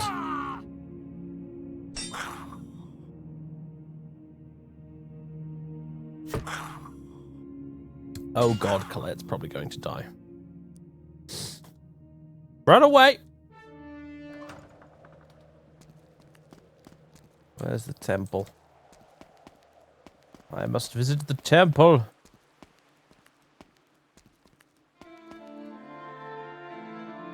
Heal us, all of us. Yes.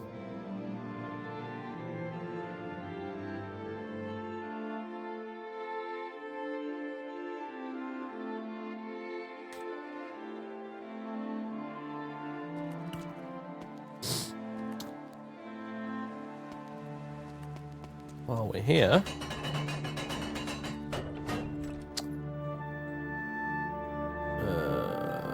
a ginger ale for Deacon. No one is impressed.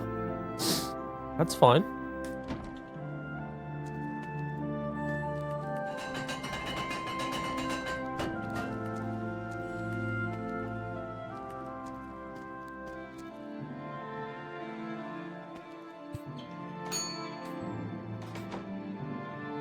Let's see.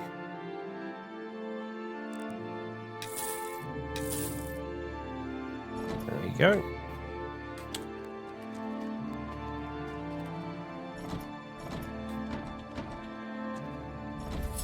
The party finds a buckler.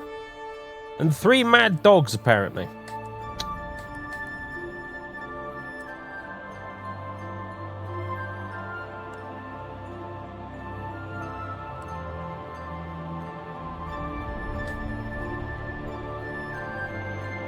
At least no one laughed this time. Yeah, true.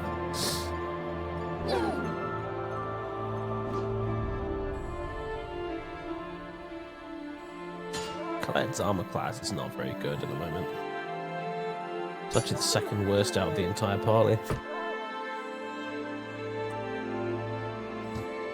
I tried to tell a lie. I forgot about the mages. Fight! Attack! Attack! Attack! Attack plus 10. Ranged attack. Defend! Defend! Yes. Can you resurrect party members in this game? Are they dead for good? You can resurrect them, yes. Huzzah! And a war axe. Sweet.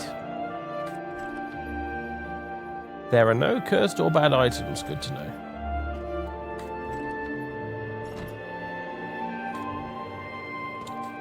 That is a gate, which we can't go into at the moment. You'll have to find the review board where levels are awarded and magic is taught on your own. Already found it. Not again, you moan as you face 3 conjurers.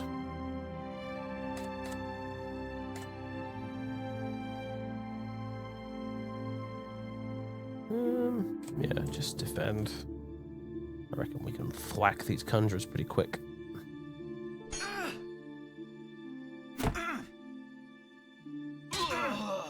Yeah, see?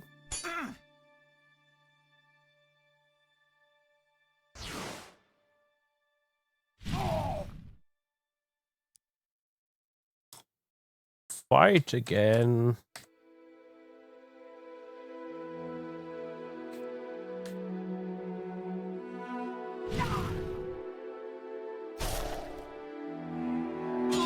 Yeah, I think it might be about $1,000 or so. It's not cheap to get a resurrection. Ah! We win.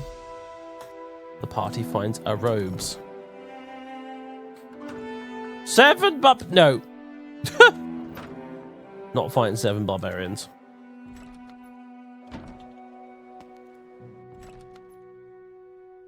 Searching the room. Discover some parchment from the Adventurers Guild handbook. It reads... no kobolds. That's what it reads.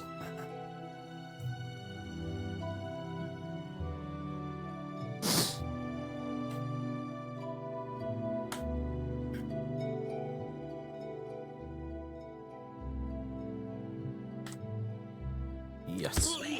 Whoa! Nice one, Deacon.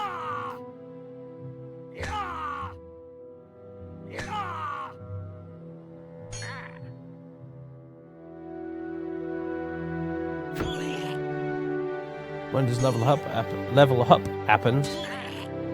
happens when Yeah, when we earn it for XP to level up, then we go to the review board and we get leveled up. You still face one kobold. Fight it bravely.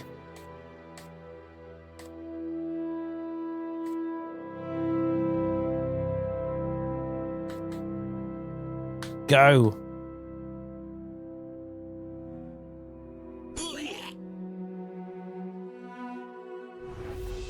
Whoa! 226 gold and a dagger. That's not bad. It was some rich kobolds.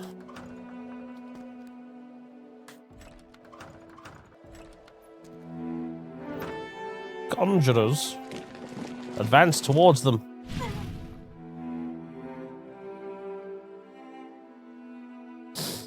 Conjurer casts arc fire at Colette, but it has no effect because she's hot enough as it is. Hardy, hardy, ha. Alright. Now we're close enough to fight you. We shall fight bravely. Like, as opposed to fighting cowardly, you know, I don't know. Nah, just attack. Deacon! Deacon! Deacon can defend, as can you. Know what we're doing. Yes.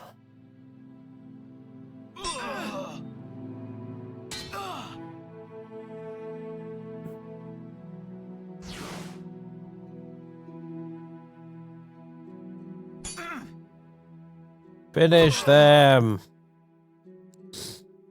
That's the way. Another one. 2.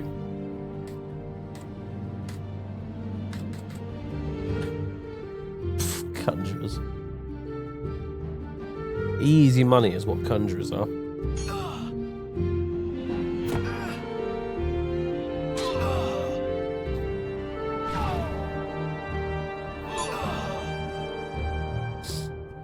See? They're like free cash.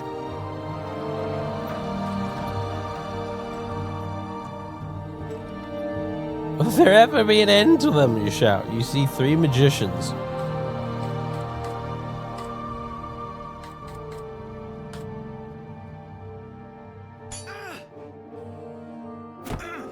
Well, these guys should die about as fast as the conjurers, you would have thought. We'll see.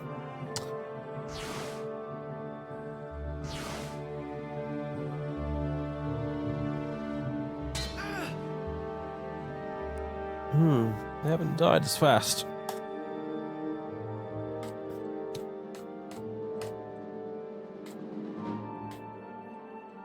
I should also do some healing. Dead. Dead. Yay! And a buckler. Vera. Spell list. Quick fix. On. Oh, can't cast any spells at the moment. Why? Because I'm in the house. Is that it?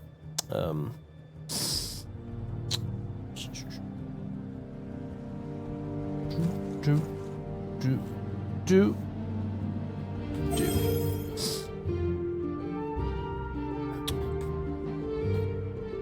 Now then. Your party stops for a moment and takes a good look around. You're on Blue Highway, facing south. It's now afternoon. All the way up here. So, there is the Adventurers Guild we started out.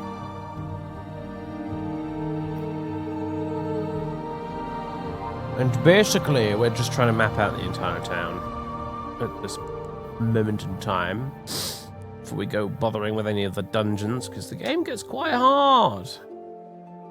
It's not easy right now either, to tell you the truth, but it gets quite hard.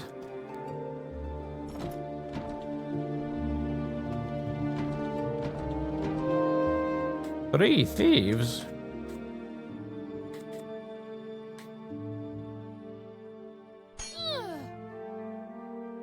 Thieves that can do quite a bit of damage, as it turns out.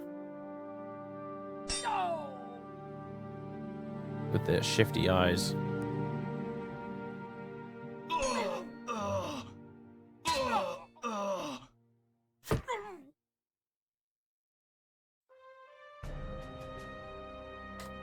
Finish him.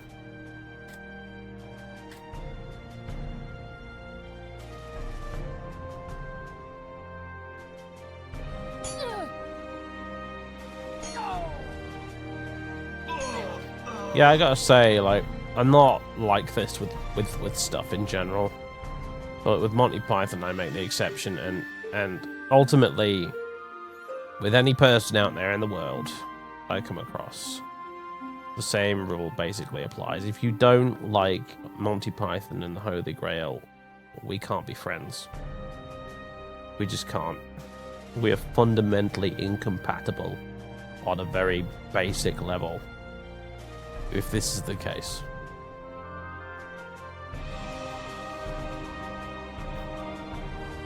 Fetch your Levash.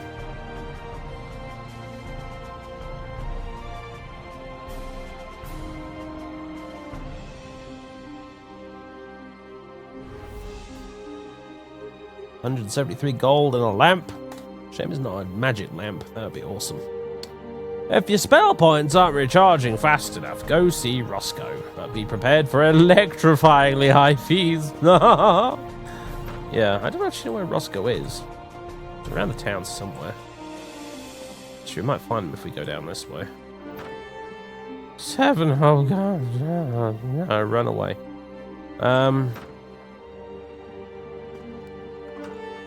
7, oh god, it must be the same 7 hobgoblins. Go run away. 5 dwarves, that's almost as bad. Run away. Vera, spell list, quick fix, Colette.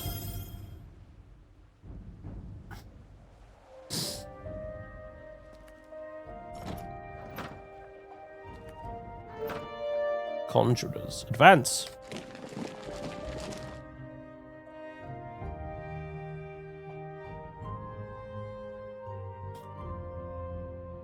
Fight them bravely.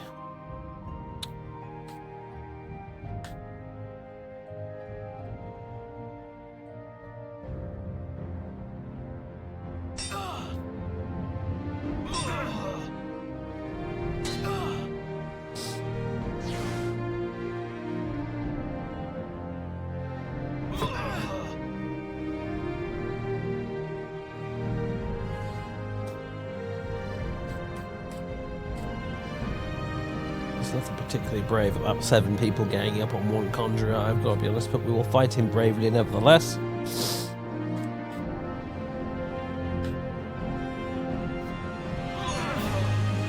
One point of damage killing him. Wow.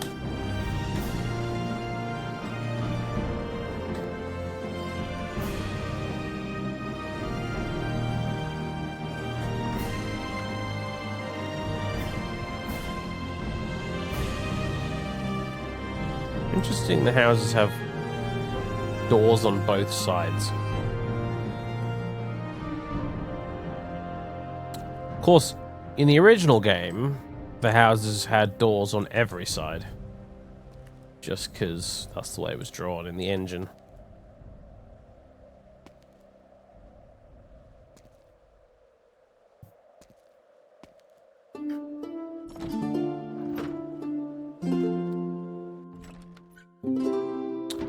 I rather like this piece of music. I think it's from Stronghold.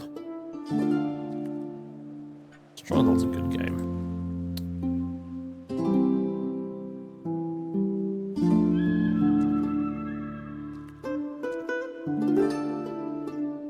Well, I'm lost.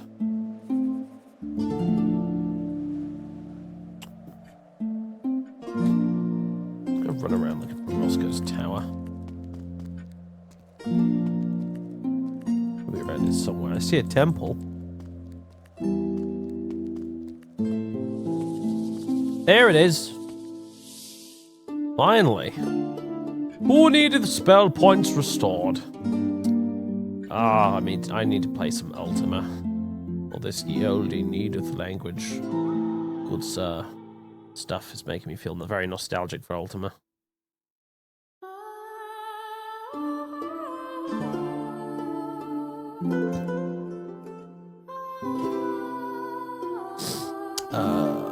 Vera.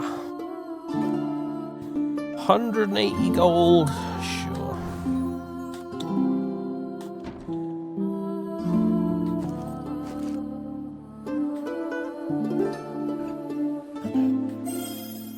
There we go. Now I feel ready to go fight some dudes again. A spider? A speeder? It can't be a speeder. It doesn't have enough eyes.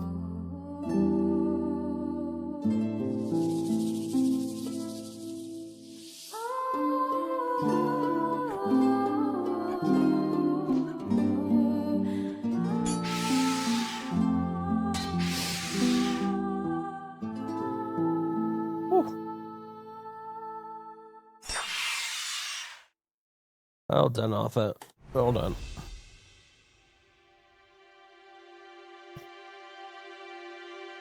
You're playing Ultimate Underworld while watching this. Dude. Well done. Good game. Really good game. Are you playing the original or are you playing the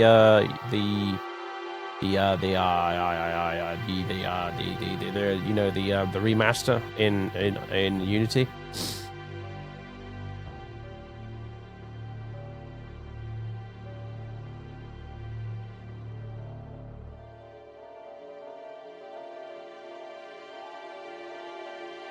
Ultimate Underworld is a tremendous game. Magnificent game. I even like the sequel. I actually happen to quite like Ultimate Underworld 2.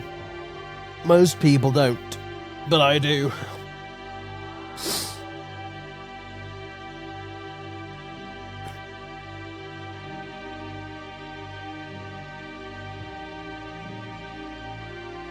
The first one, original version from GOG. Oh, nice. I can't decide whether to play the original or try out the Unity redo thing. If I were to stream it. Because the Unity thing is... You know, it's very much like Daggerfall Unity, in which I mean, it's not really feature complete totally. It still has bugs. But, having said that, the original Ultimate Underworld also has plenty of bugs, so... 6 of one, half a dozen of the other and all that. I am feeling the Unity version might be easy to stream. Although, having said that, I'm pretty sure Ultimate Underworld runs in DOSBox, so... And DOSBox is very easy to stream, so...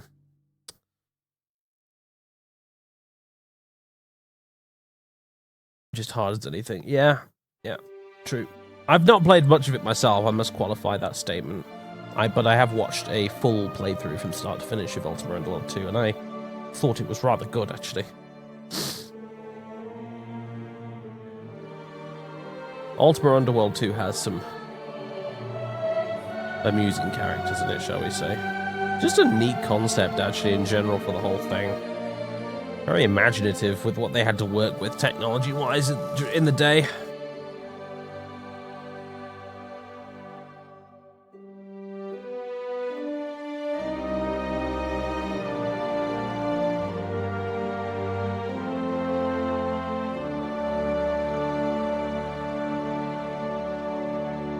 Good old DOSBox. There are a lot of old games that I wish did run in DOSBox, to be honest. It would make my life easier.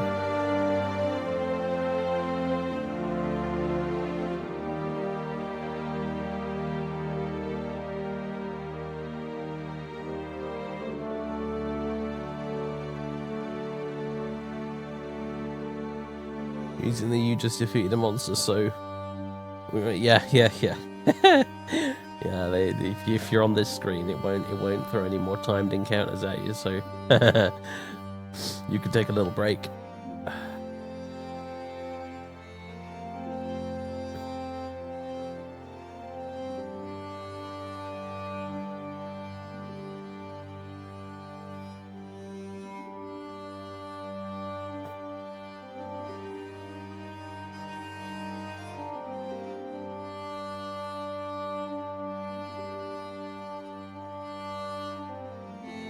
You mind turn the music down a smidge?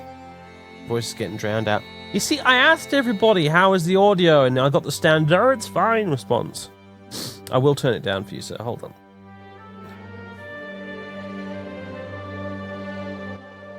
I thought it was a bit loud. And everyone was like, nah, it's fine, it's fine, it's fine.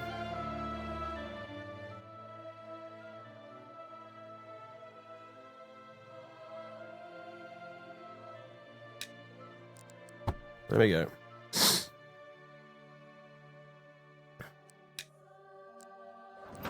I love that this game I can play depending on whether I'm drinking a beer or not. With my right hand using the mouse, or I can play it left-handed using the keyboard. So good. It's the ultimate beer and pretzels game. Right, these are all temples, aren't they? I do believe. Ouch.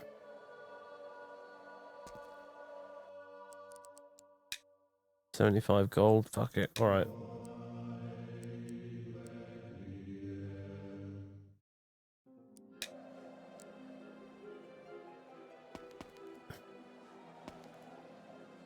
Grey Knife Street.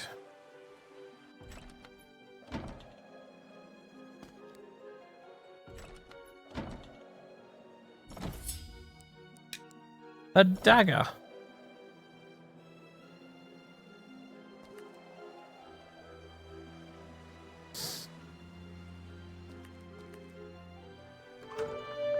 Or gnomes, eh?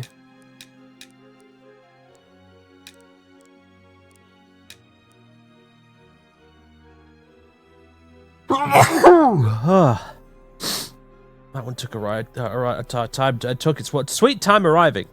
That's what I was going to say. Cast arc fire at them, and you can defend. Yes. I can't wait till we level up. It's going to be the best. Yeah. You kill them gnomes. Stupid gnomes.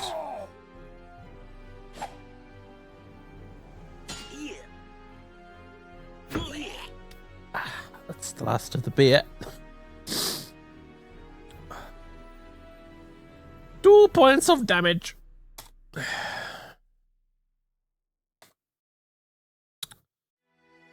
Defend. Defend.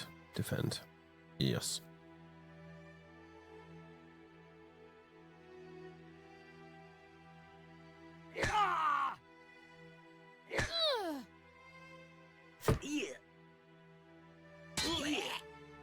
As an American, I can say I have some English patriotism in me. Why? God, patriotism's just dumb enough as it is without you feeling it for a country that you don't even live in. Good lord.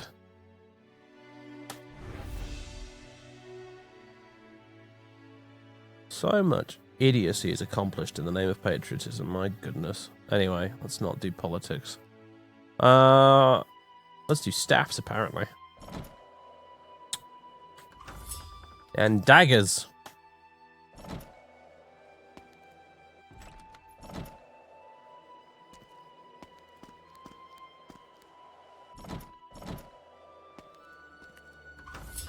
And more daggers. What the heck? Oh, back the other way, thank you. Ouch. Ouch. Ouch.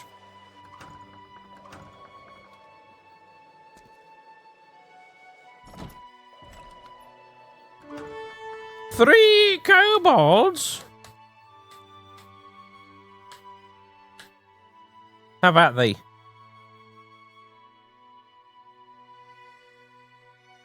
Staff, staves? Good question.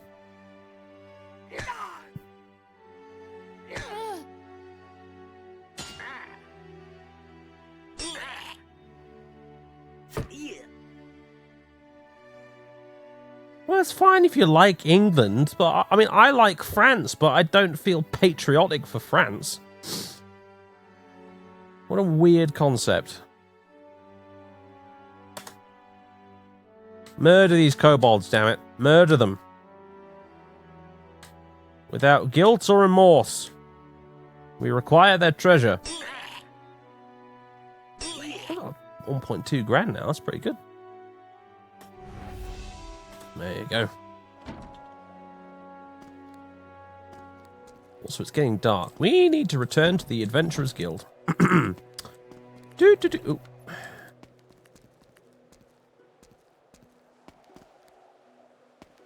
Oh, what a maze of streets.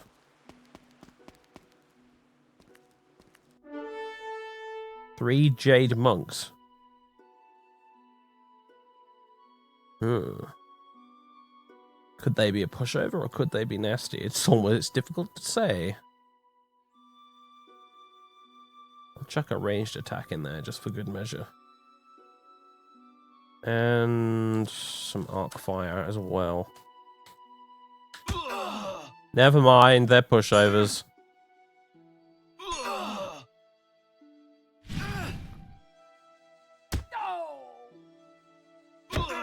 There's the weather up there. Has it cooled down? Yeah, it's cooled down a fair bit now. It's actually not too bad. Still warm as fuck in here because this is where the computer and everything is. But aside from that, yeah, it's pretty pleasant now.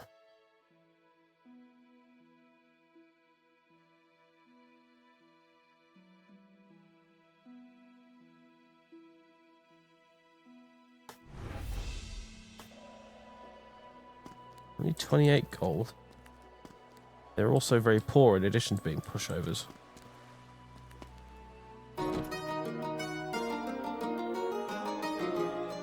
Right. Enter the city. Should now be morning.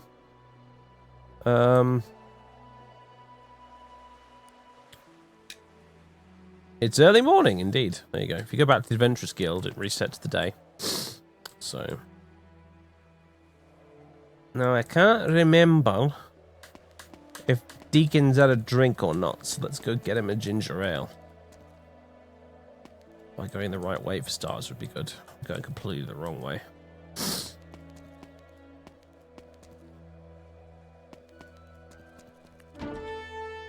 Two nomads.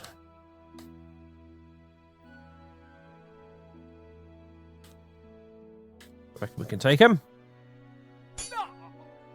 Ouch. Famous last words.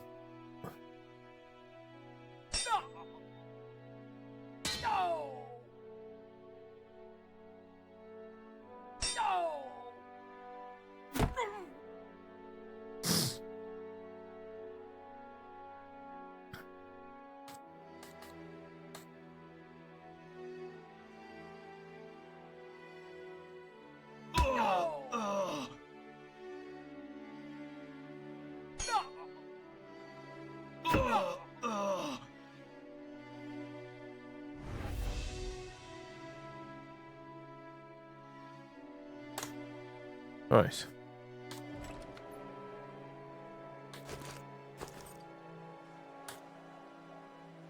Let's heal Arthur. Twice, in fact. Let's do that.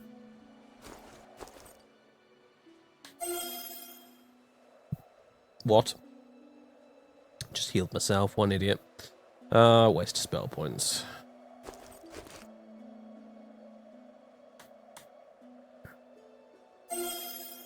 That's better.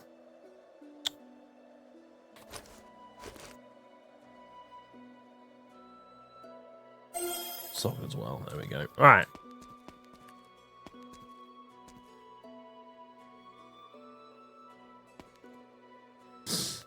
This leads us back into the temple area. Okay.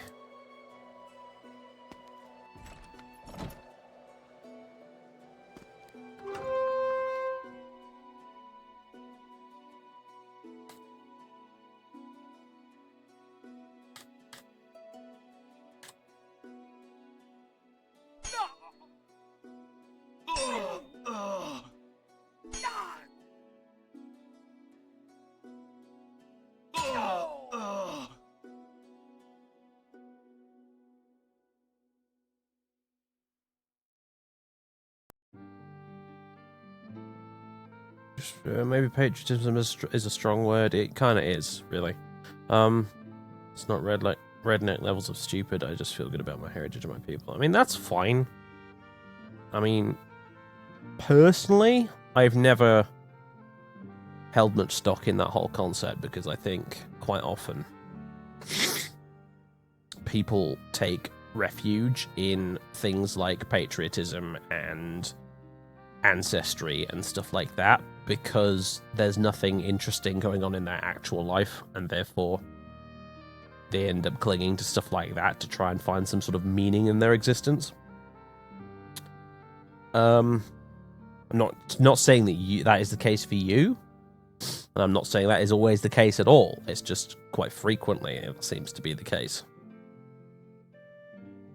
When you've got no achievements to speak of your own, it's very easy to jump on a bandwagon of something like that, whether it's patriotism or some other ridiculous cause.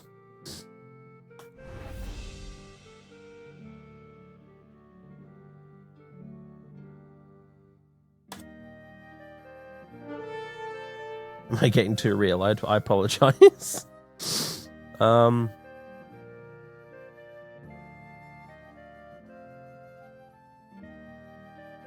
One hobgoblin, eh? Alright then, mate. 1v1 me. Everyone else defend. Humphrey and the hobgoblin, go.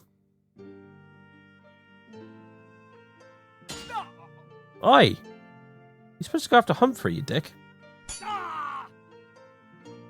That'll teach you.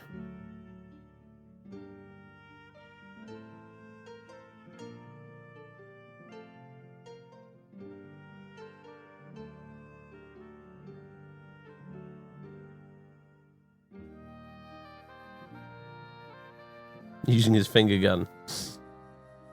The Fonz in hobgoblin form.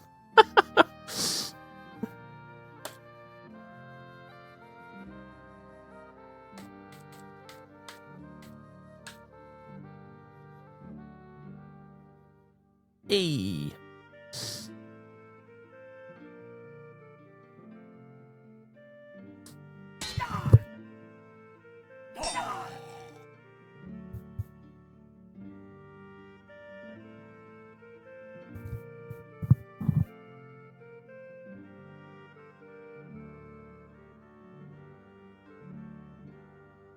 Looks like the bard's tale attracts. Yeah, well... She bloody shouldn't. It's supposed to be an escape from all that nonsense.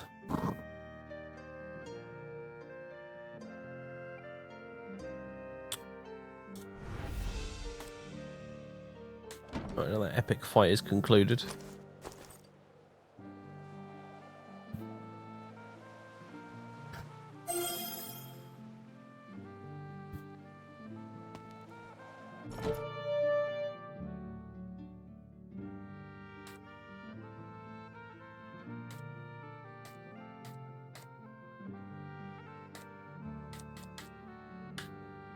Put the poor doggy out of its misery, come on.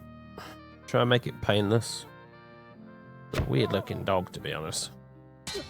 Kind of looks more like a bear.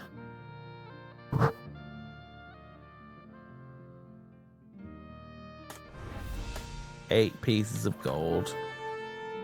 5 barbarians? Oh, this is gonna hurt.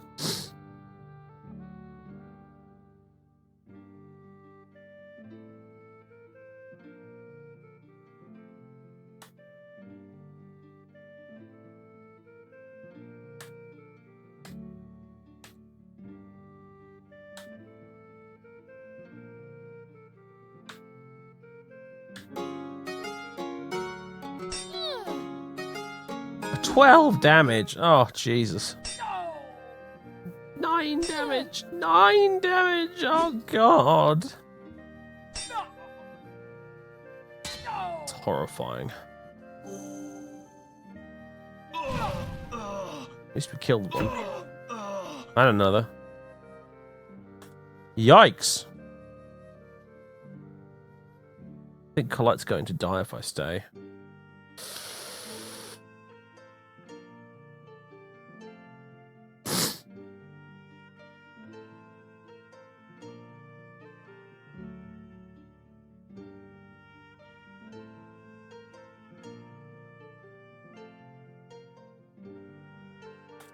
Oh, I'm loving this King of Dragon Pass music, by the way. It's another game I need to stream at some point in the very near future.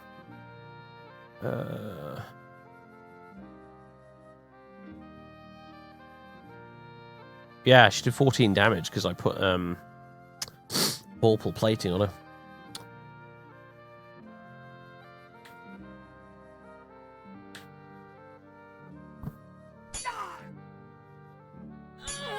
Damn it! I knew it. Well done, Arthur, though.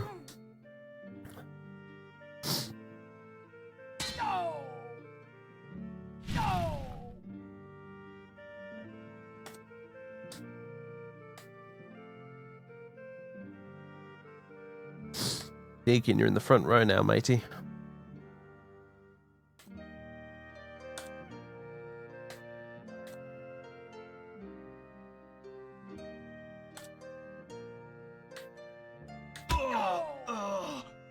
Well done, Deacon. Holy shit, he kicked a barbarian for 7 damage. What the fuck? Did you see that? He kicked him. Deacon doesn't have any melee weapons. He just kicked a dude for 7 damage. Holy shit. Deacon teaches you a lesson for ganging up on nice Colette lady. Smack.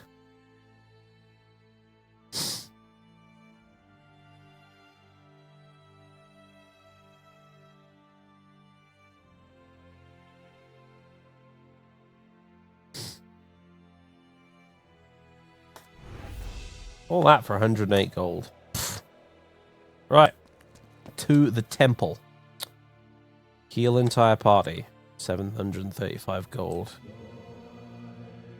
Yay! Colette's alive again! Ah, the fantasy world where death need not be the end. Well, I'm beginning to think I should leave Deacon in the front row, because holy shit.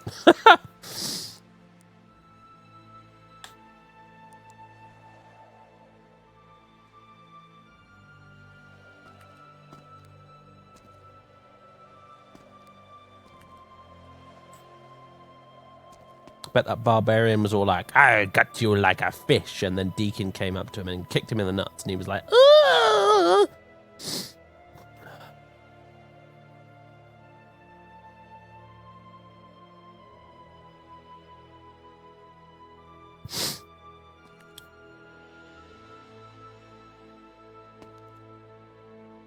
Right.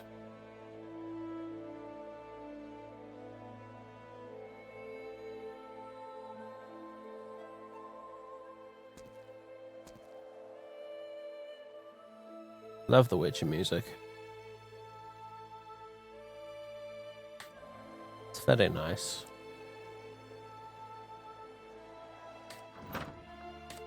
Even though the Witcher games I recognize as being good, and at the same time they bother me. Because I don't like the trend they seem to have set in RPGs now. Ever since they became popular.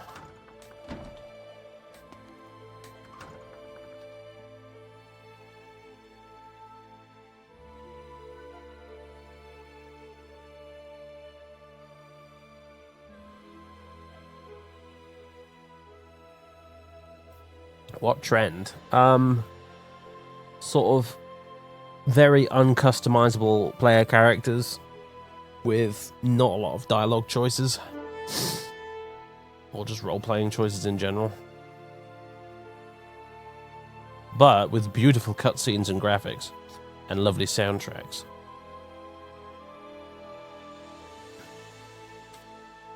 This is one very brave hobgoblin, I've got to say. Didn't even attack him, he just came up to us.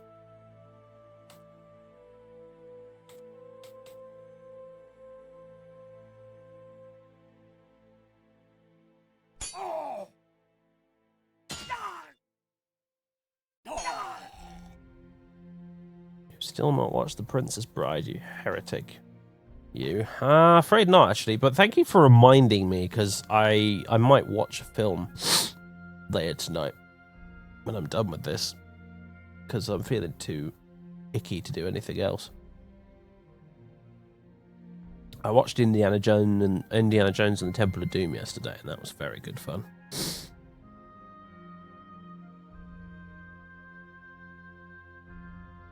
I forgot how B-movie Temple of Doom actually is compared to the other two movies, but I like it for it. And I tell you what, that whole minecart chase sequence still looks fucking incredible today. Like, really, I was impressed. I couldn't believe it. I was like, Jesus Christ. That entire sequence looks brilliant.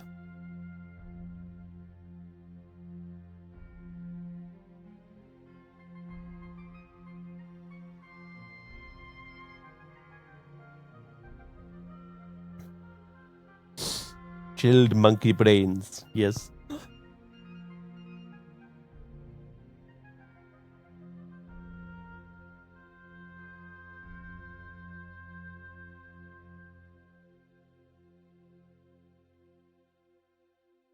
Snake surprise. What's the surprise?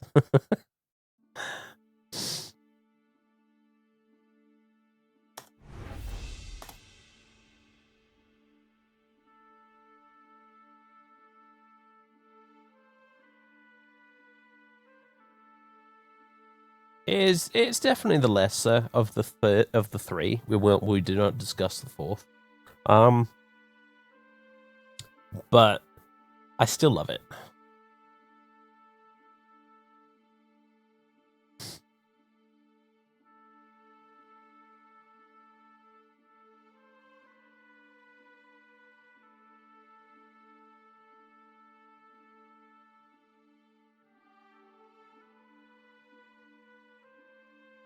It has a lot of laughs in it too. I'd forgotten how funny Temple of Doom actually is.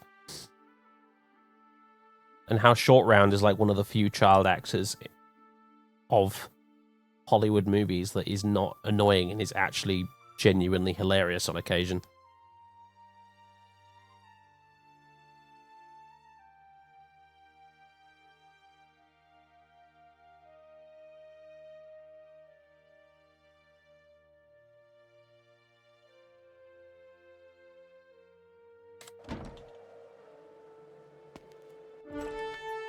Snarls of defiance are heard from one gnome. It's just one gnome in a house snarling at everybody.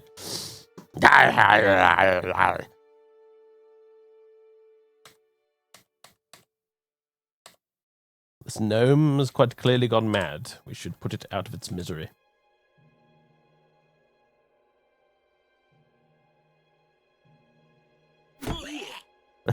There you go, it's dead. 7 gold, wow. Usually the highest dexterity character attacks first. For particularly nasty monsters, attack with your highest dexterity character first. Oh god. I was reading that, you bastards. 5 barbarians. We'll see if we can take them. I don't know how to attack with my highest dexterity character first. But, like, that's what I don't understand about that hint. It just attacks in whatever order. Attack. Attack. Hide in shadows. Attack. Bard song? I don't think we can do another bard song yet, but we'll try it anyway.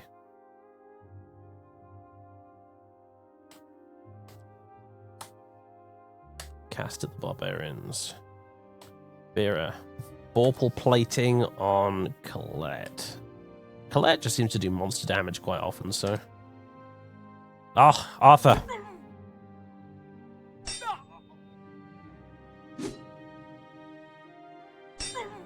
Oof. Oh, God.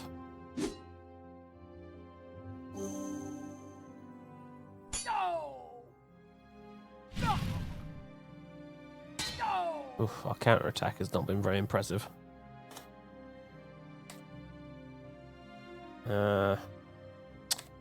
Attack. Attack. Attack. Defend. Arc fire on the barbarians. Quick fix on Arthur, go. Surprised you did not rob the A-team. I didn't think to do that.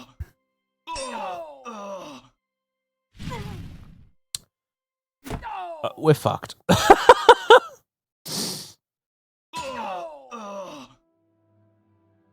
A valiant effort, Zog, but we are fucked. Oh, and we can't run either. It won't let me run. Oh my god! Deacon, I need another one of your miracle kicks. Because otherwise we're fucked. We're fucked!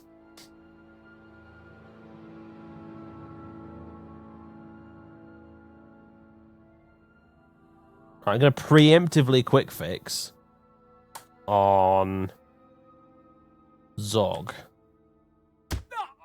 Oh dear, that was not a miracle kick.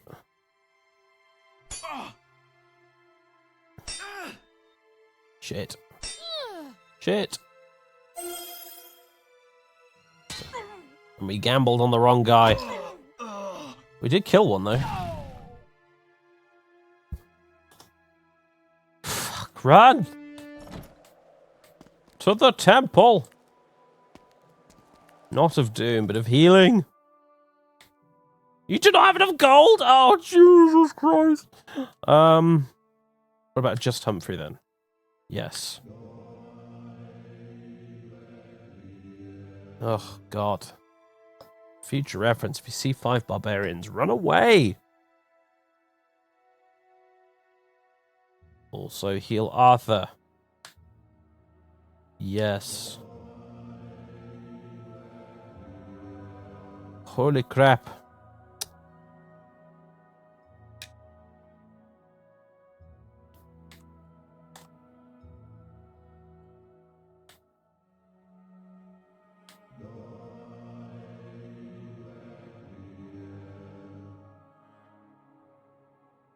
And Arthur, don't have enough gold. Go fuck yourself, you stupid priests. Alright. That was terrific. Really, I mean, it was just uncalled for, quite frankly. Whew.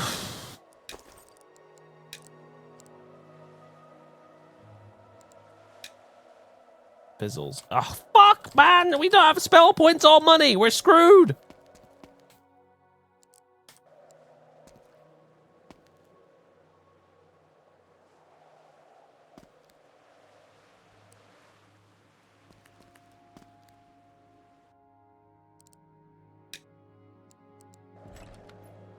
We're screwed, man! We're screwed!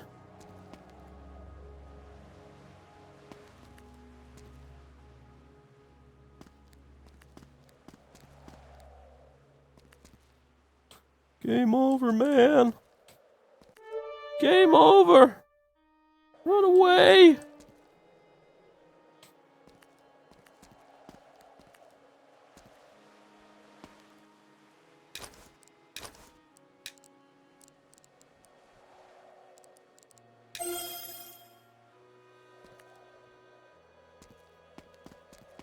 Just gonna jog around the square.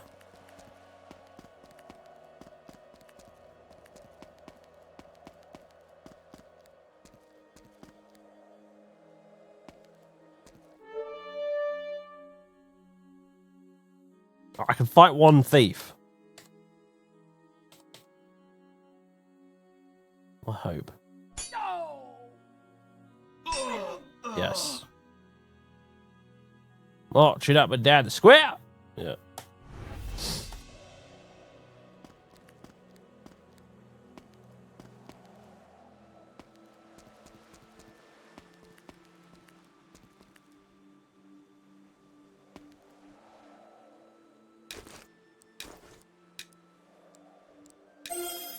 Alright, we're slowly getting better. Whew. We went from like having loads of gold to nothing at all. Although we could totally level up. Does it cost us money to level up? Where's the review board?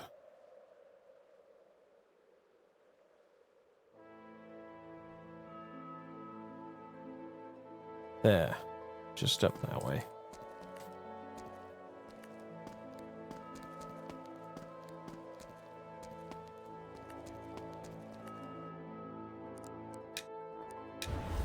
Ah!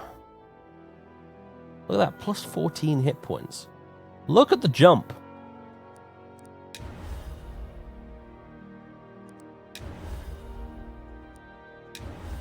Oh.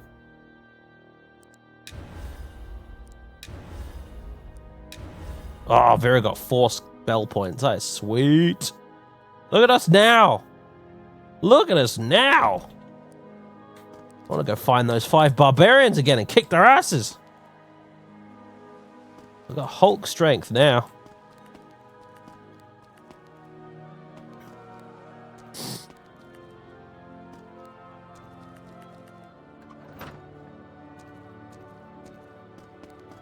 We're on the blue highway again, aren't we? I don't want to be up here. With this way. There we go. Ha! Puny spider.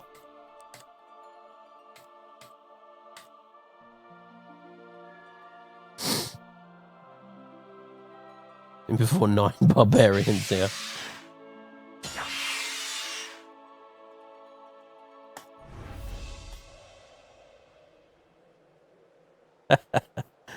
Yeah, that could totally happen, admittedly.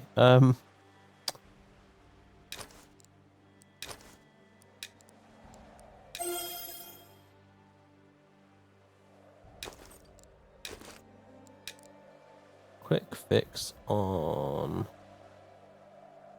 Colette Arthur. Motherfuckers. Oh, 3 magicians, is it? I need to go get some more arrows, don't I? At some point.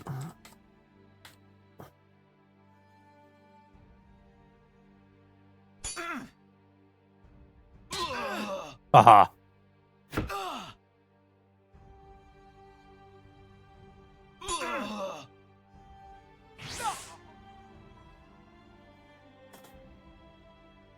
Oh, this Crusader Kings music is so good. So good.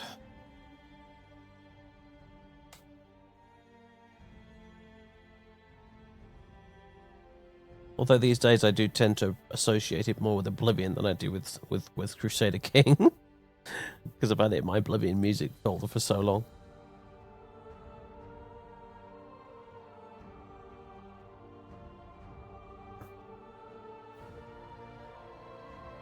Evening, Windlance. How are things going? I've had beer and painkillers, so that's a start. But also it's been ups and downs. It's been emotional. To quote Vinnie Jones. But the party's doing okay. They just leveled up finally, so we now have unlimited power. Not really, but we're a bit more powerful now. I tell you what, right? This game does not half make you feel good when you level up. Like, a lot of games, you level up and it's like, oh, I got plus 6 hit points, yay.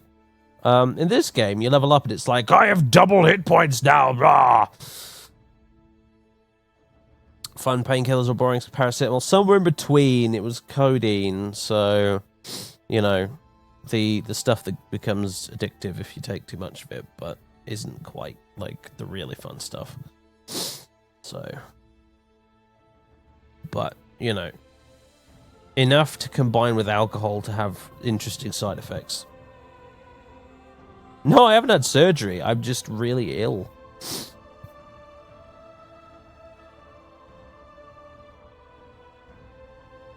I was just told by someone, take some Codamol. And I was like, but why? I'm not in pain. They were like, take it anyway, it might help. And I was like, fine. So I did.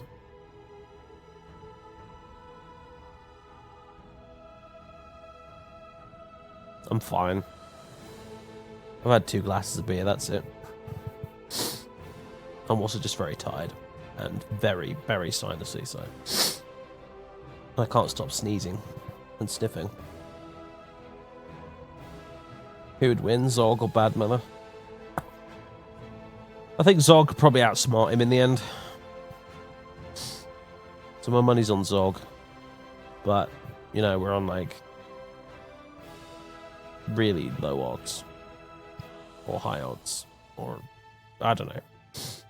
You're not going to get much from the bookies. That's what I'm trying to tell you.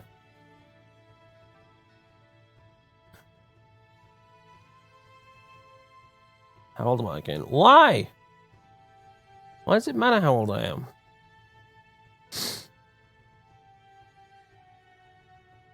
$27.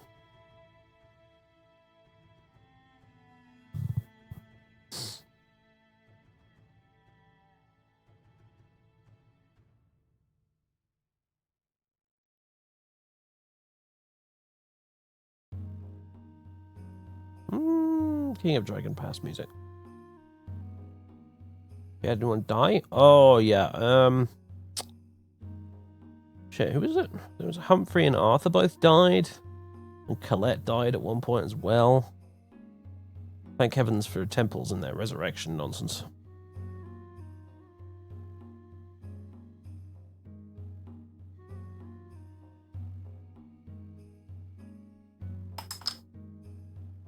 Hey man, at least I'm not like Duke coming in here and calling everyone kids when he's literally like 17 years old.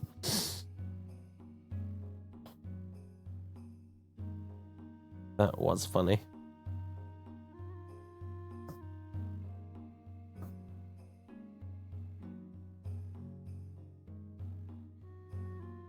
Is there XP or attribute penalty for raising the dead? Like D&D? I don't think so. It just costs you a shitload of money. By the way, I got some Terminators built today. I should do that in spite of my sickness. They were the Death Shroud Terminators from Forge World. AKA my Tomb Wardens. Or Grave Wardens. I haven't decided what to call them yet. Basically big Tartaros Terminators with huge Man Reaper scythes for weapons. But they just suit... They're technically for Horus Heresy Death Guard. But they just suit the Revenants so well with their whole Death Revenants ghosty skeleton dude type theme they have going on. I kind of want to use them as a sort of elite bodyguard unit for some of my commanders. They're just going to have the rules of Terminators with Storm Shields and Thunder Hammers, I think, but they just look cool.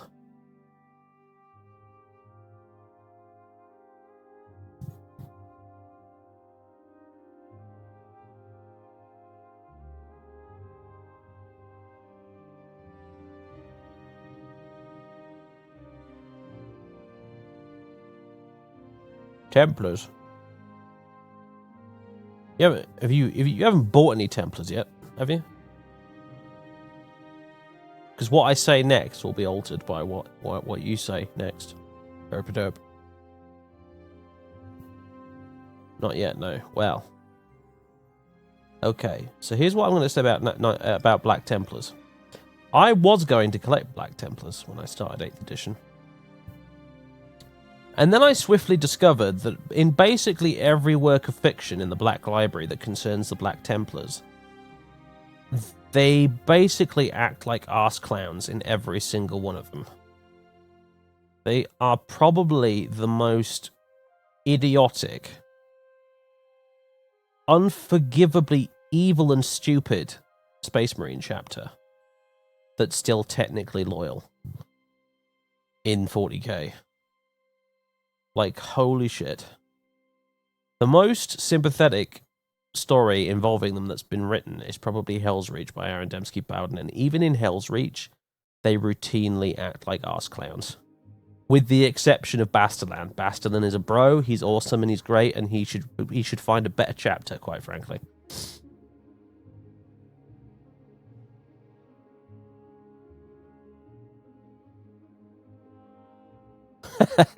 I see, Kit. I actually played this the other night while watching Kilgore play it as well, and boy, that was confusing.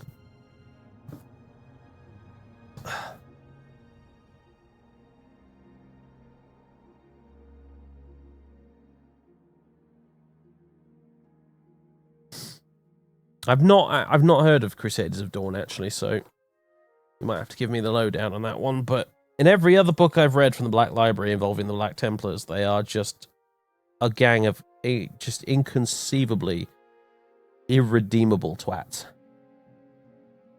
Like, I'm about mid to halfway through the Beast Arises novels at the moment, and they appear heavily in the Beast Arises novels, and in those novels, they are consistently, like, you want to punch them. You want to punch them. They are that infuriating.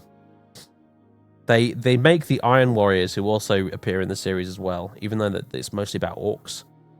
The Iron Warriors also make an appearance. And they make the fucking Iron Warriors look like ordinary, well-adjusted human beings. The Iron Warriors seem like completely and utterly reasonable people by comparison, and that is saying a lot.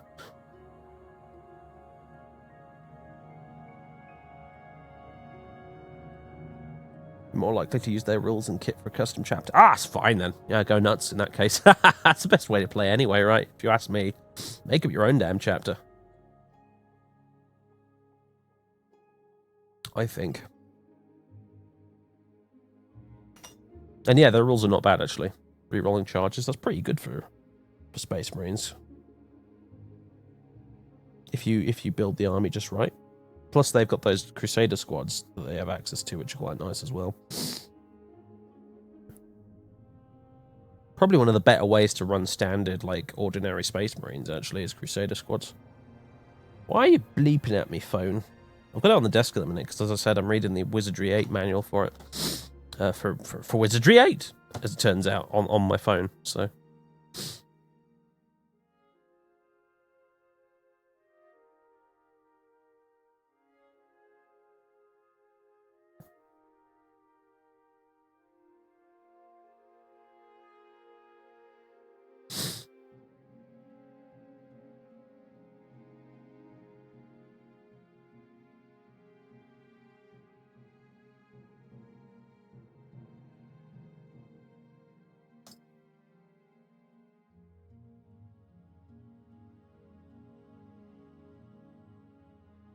It is, I have to say, though, in the Beast Rise, it's very interesting to see the Black Templars back alongside the other Imperial Fist successor chapters. And the moment when all the other Imperial Fist successor chapters collectively realize, oh shit, the Templars have actually lost their marbles. This is not good.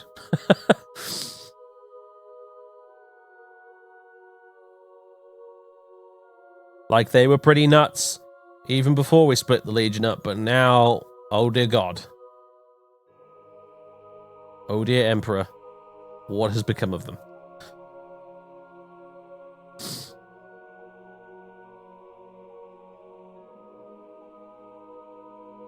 Like, even Rogel Dawn thought that Sigismund was a twat. That's got to say a lot, really. His own Primarch thought he was a piece of shit.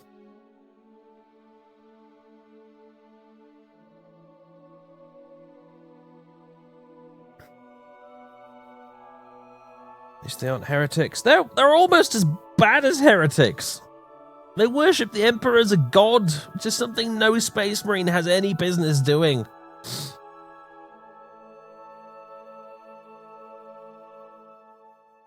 Like, fine, the stupid puny humans worship the Emperor as a god.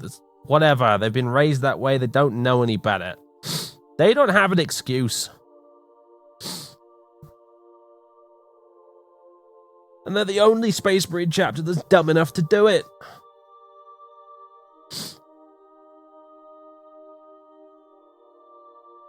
Honestly, they have, like, no redeeming qualities. They really don't, in my eyes. Like, okay, yeah, sure, I guess they like close combat. But there are Space Marine armies that do close combat better than them as it is, so... Blood Angels do close combat, so do the Space Wolves. They do it better, too. And without being a bunch of twats.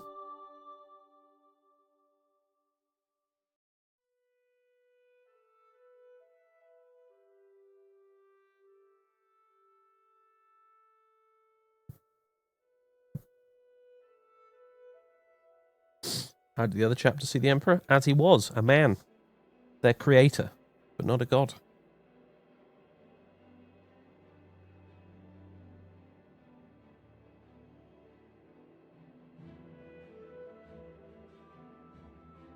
Even the custodies? Well, of course the custodies. They're more than anyone else.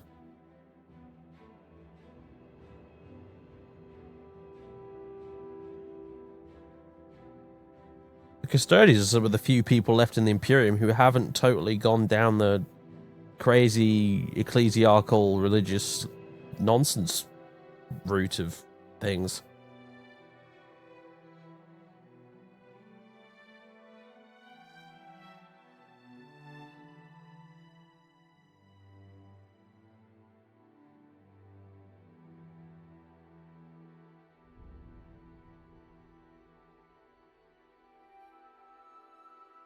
The custodies look at the modern day Imperium and just give it a big fat face palm.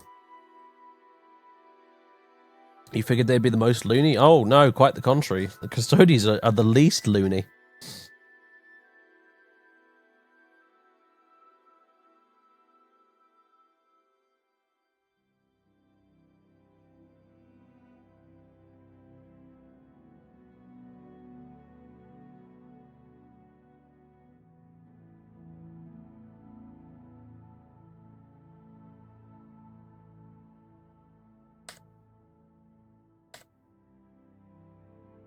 Do we need to... It's just a bunch of conjurers, isn't it? No, magicians, my bad.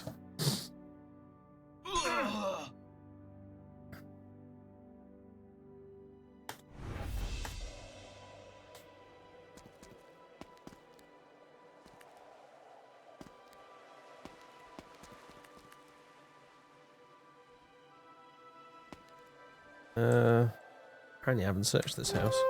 Oh, there's a conjurer! Advance!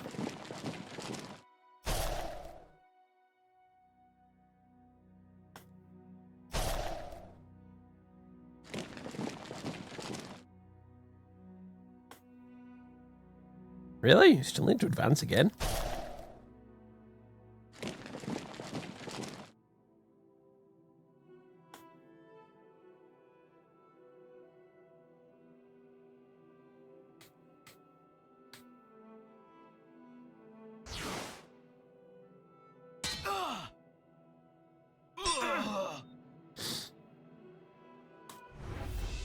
$12 gold. Oh, lovely.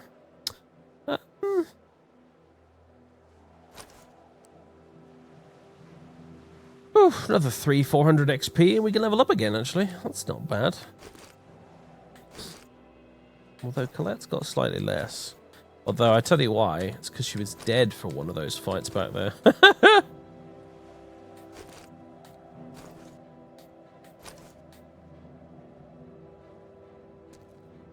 That would explain it.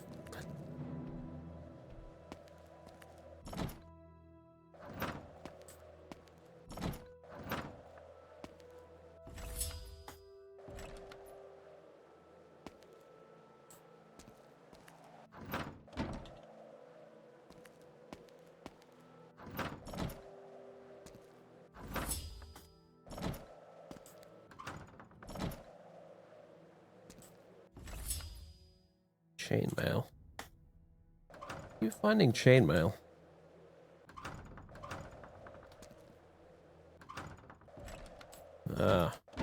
Map has turned into a question mark. We can't get out this way.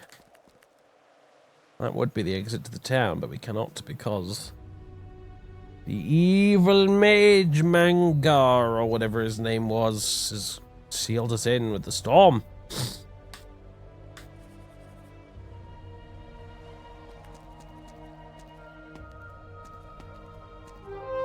Oh, Christ, no.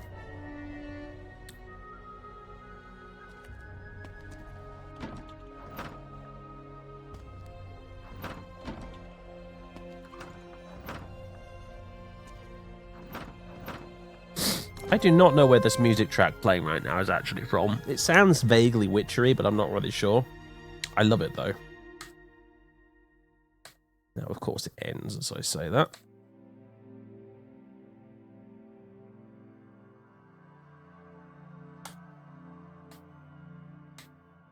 Need to get Deacon some more arrows.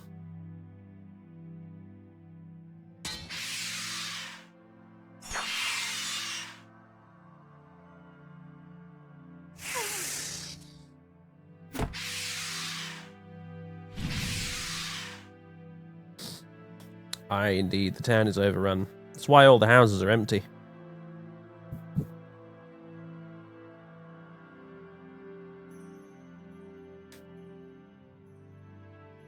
It's too low, you can't hear the music. Ah, can't win, can I?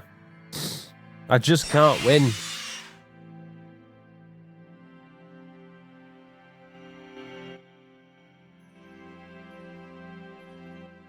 I'll turn it up just a smidge.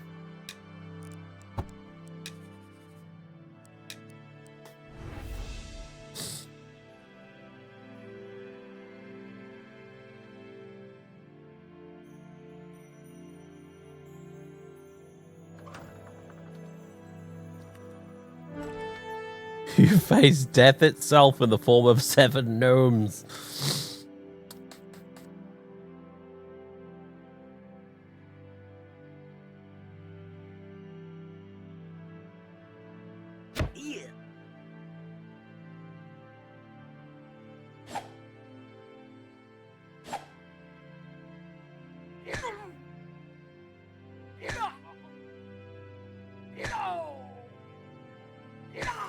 Jesus, guys.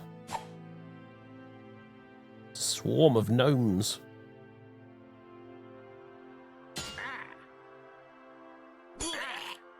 Really should have made a pie with higher dexterity. Oh well.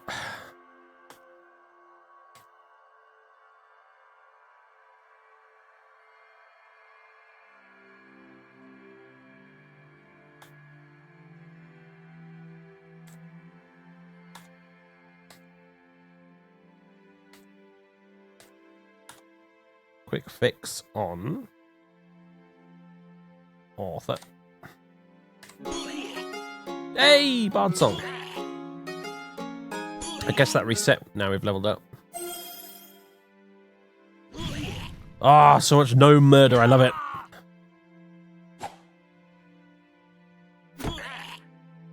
Oh, gnome. You face 1 gnome. Oh, decimated them.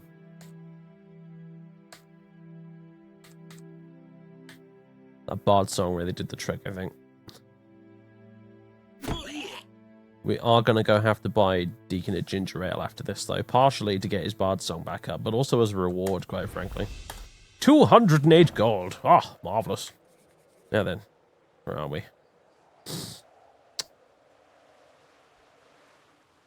Right, go to the end of the street here, and then... Well, hey! Order a drink for Deacon ginger ale. No one is impressed. That's fine.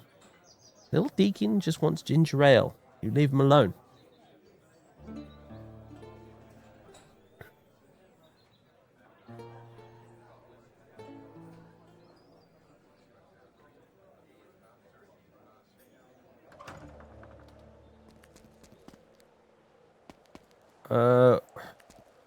Typically here, ginger ale's used as a mixer. Quite often. Ginger beer, on the other hand, which is a separate thing. People still drink that a bit, but it's not that popular these days.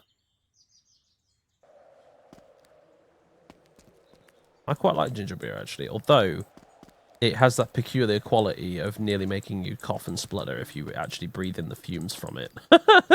It's weird shit. I am so lost right now. Good lord. Oh shit. I accidentally went into a building and now a fight has happened.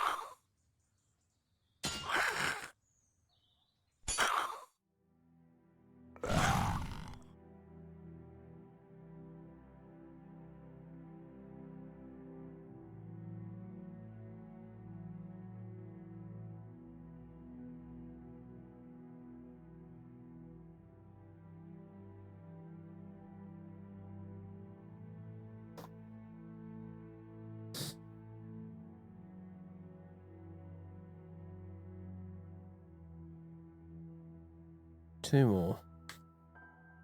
Oriel's Ascension. Very good music track.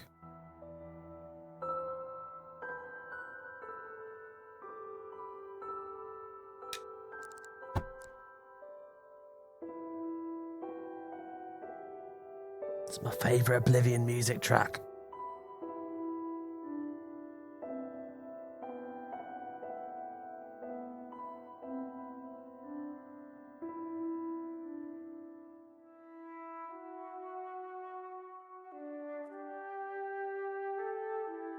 Hard song again? Nah.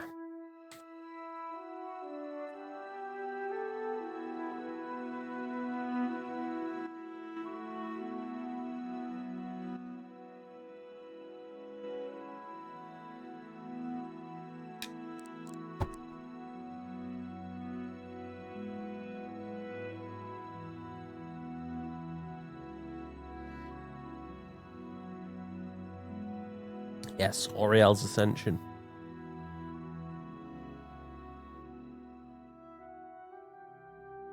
Also, one of my Terminators has a big beard and is shouting. I like to think he is shouting, "By all the beards of my ancestors!"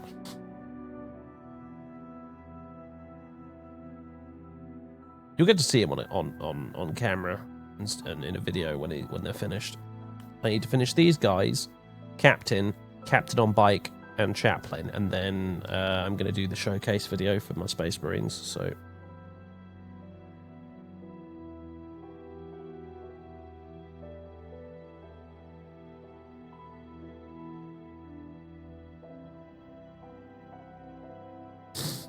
Right. Just defend for now. Oh, I should have healed Arthur. Uh-oh.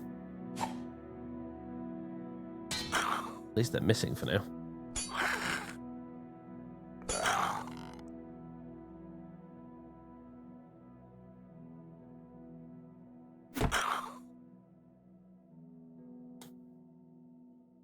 Attack, attack, attack. Attack. Defend. Defend. Quick fix. Arthur. Yes.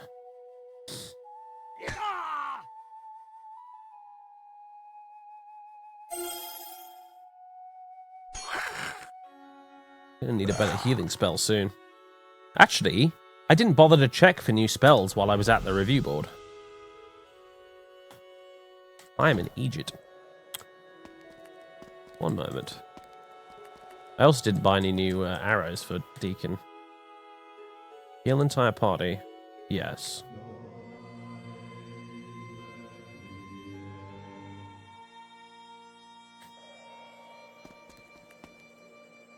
What's the quickest way to get back this way? We're watching you, scum. Suds TV. Thank you for the Twitch Prime sub. Thank you very much. Deacon. Yes, boss? We're going to buy you some arrows. Yay! Deacon, best archer in party. Deacon, you're the only archer in the party. Yeah, but what's your point? Never mind. Let's buy an item.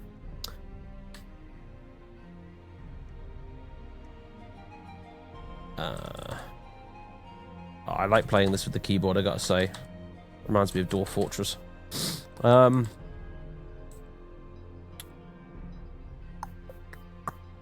Arrows. Let's get 2 sets of arrows, actually. Let's treat ourselves. Also, we've got loads of stuff to sell.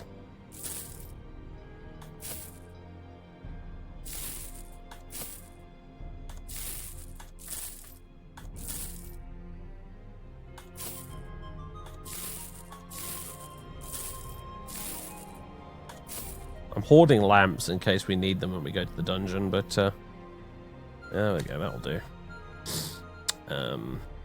I'd like to upgrade armor, but it will cost us more money than we have right now, so we'll just have to do. But hey, look, Comfrey and Zog are on AC2. Pretty good for level 2. I just sell a lamp. Ah, it's fine. We got like 1 million more.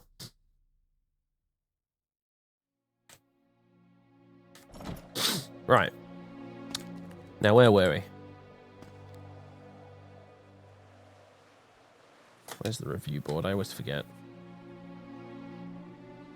It is. It's next to the pub, isn't it? Oops. Took the corner a bit early there. There we go. Spell acquiring. Thou cannot learn new spells yet. Well, that is just a pile of poo, if you ask me. How are we doing for XP? Nearly there. Nearly there. So, kill a bunch of stuff. In these houses. Ah! Spiders! Fantastic. Right. How about they?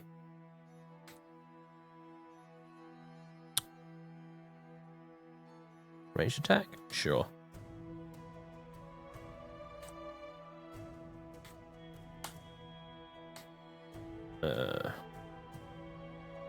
Just defend for now.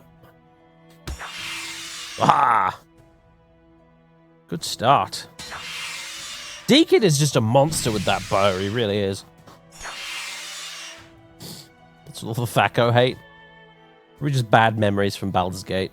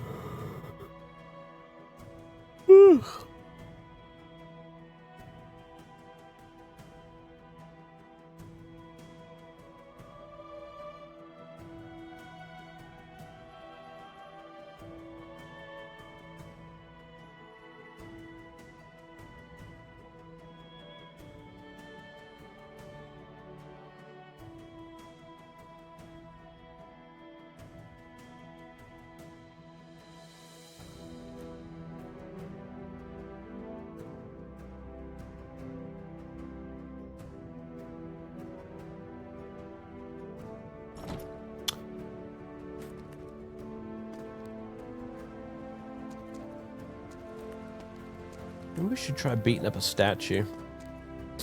Actually, that's a terrible idea.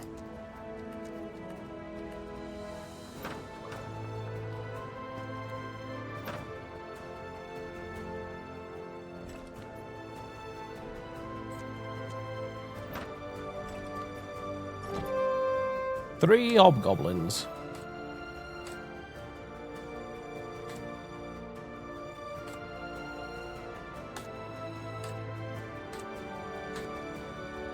Have at them. Wipe them out. Hmm.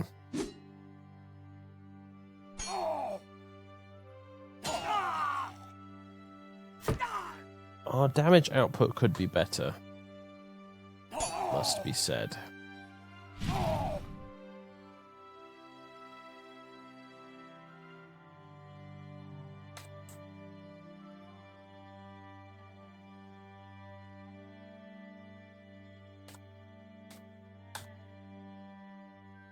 Oh, no, forget that. Just defend. There's only one left.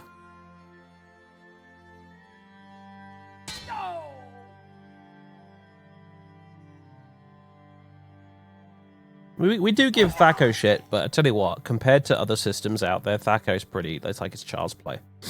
Like, I vaguely remember some of the rules for Rogue Trader, for example. Oh my god. Oh my god. Rolling to hit, rolling to see if you do any damage, rolling to wound, rolling for the very specific part of the enemy body right down to their hand.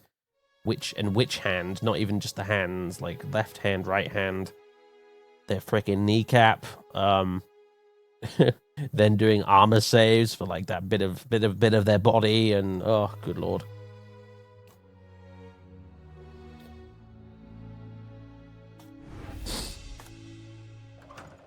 Thaco's pretty tame by comparison, it's got to be said.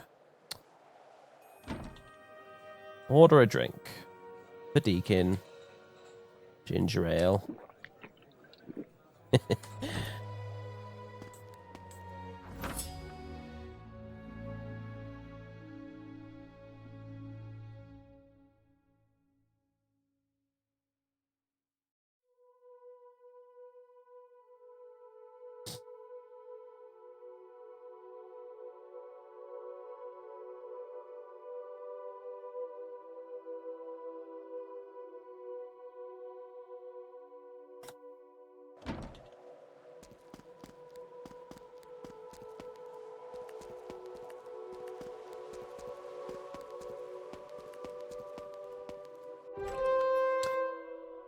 More gnomes. Suits me.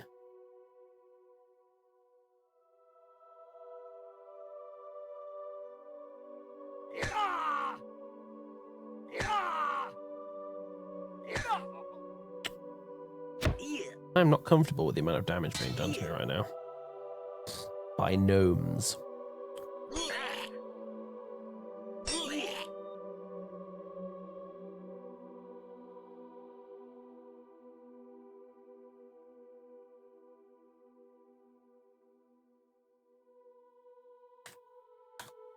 Who should we heal? Zog. Zoggy.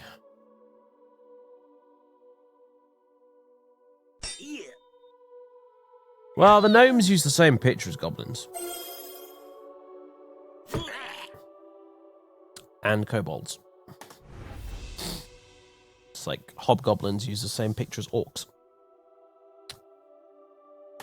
One assumes because at the time they didn't have enough disk space to add individual pictures for every single monster. For example, the original game did not have pictures for female party members.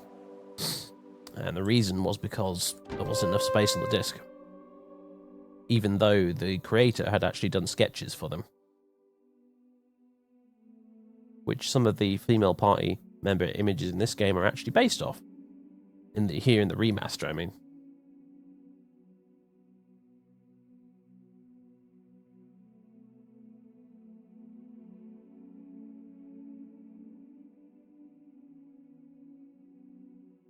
Seven dwarves. Are they guarding Snow White or something? Can we take 7 dwarves? You would think so, right? Level 2 now. Famous last words.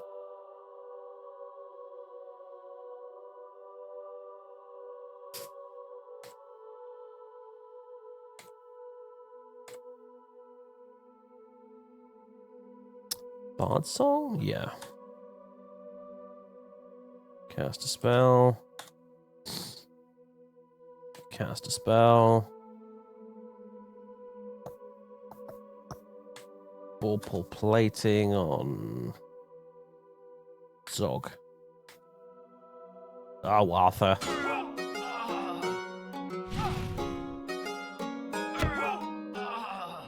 Okay, not a bad start. We're now down to 5 dwarves.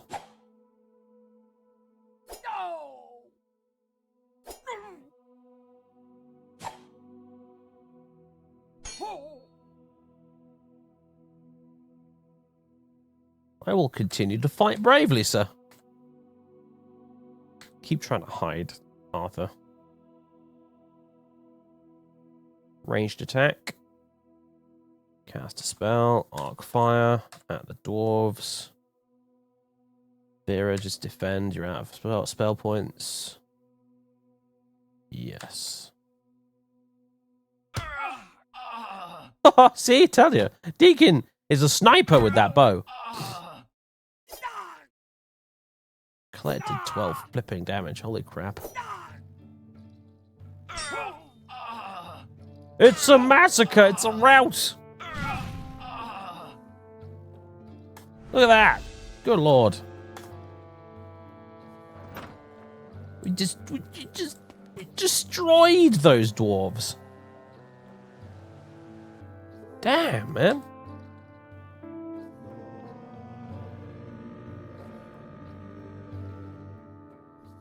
That should be close to leveling. You are correct. Oh, yes. Some of them can, actually. What about Colette? She's not quite there yet. We just need to kill like another few things and then she can level up too. Oh, this King of Dragon Pass music is so good. It has got to be up there as one of my favorite video game soundtracks of all time.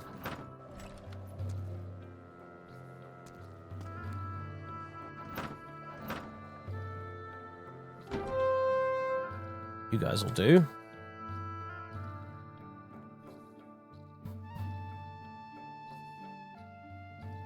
If you use songs outside combat will last a long time. Right, yeah. Although it has different effects, right? Because like the healing one only affects the bard outside of combat.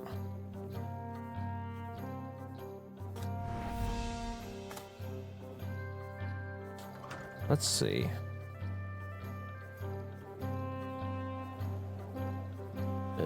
Deacon. Song list.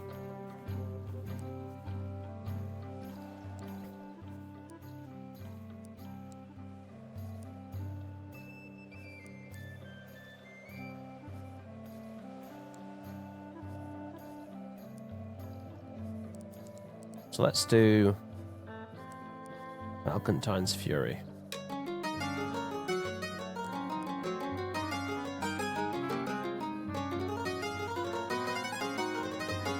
It's going to play non-stop now, isn't it?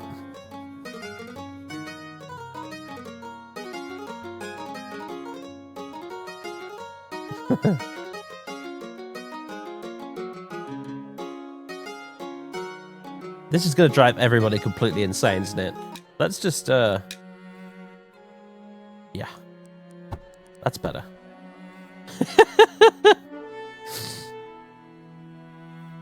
So that's why there was music when Kilgore was playing this the other day.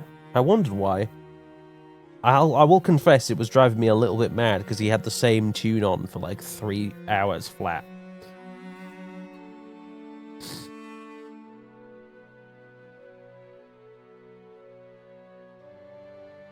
Oh, is that what Traveler's tune does? Well, that's not bad, actually.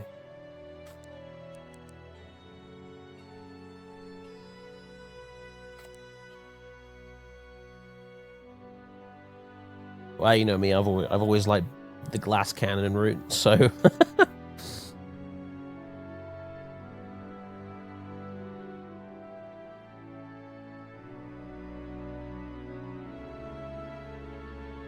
Deacon.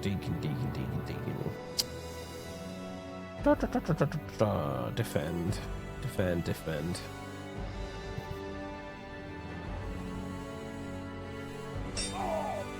Oh, that was nasty. As was that. Though that was also pretty nasty too, so... Get wrecked!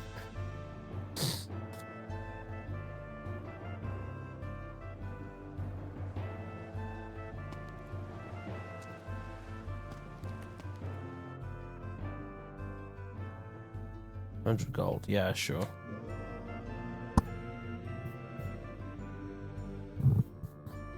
Oh, sorry guys, my headset's been a bit of a bitch. There we go.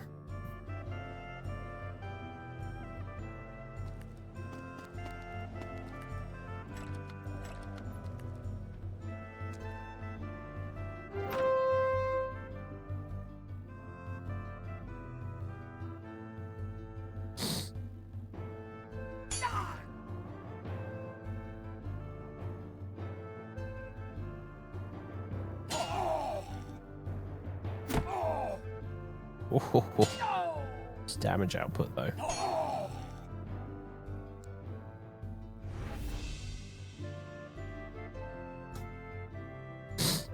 Now I reckon... Oh, so close.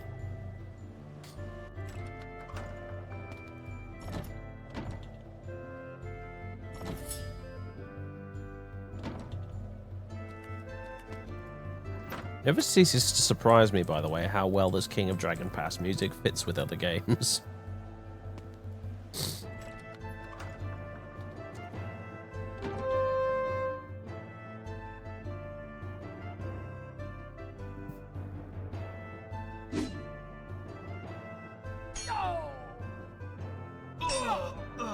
To be fair, no one ever claimed Deacon was a very talented bard. Like, you know. I think that should do it. Yeah, there we go. Sweet! Get me to the review board. What the heck? Where am I? This is not the review board. Bye, Mr. Mercenary.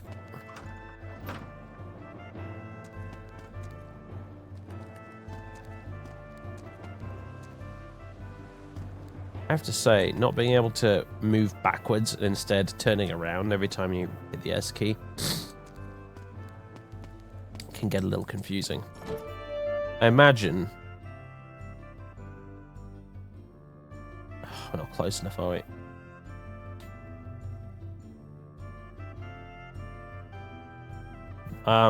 I imagine it was even worse with the original version.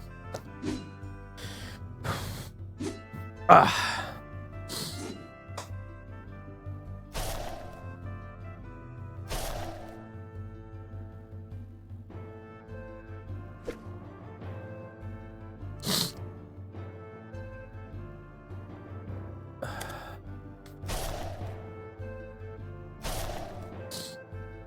Annoying conjurers. Do you take me for a conjurer of cheap tricks? Yes, actually. Oh, well, that's... Well, I am, I suppose.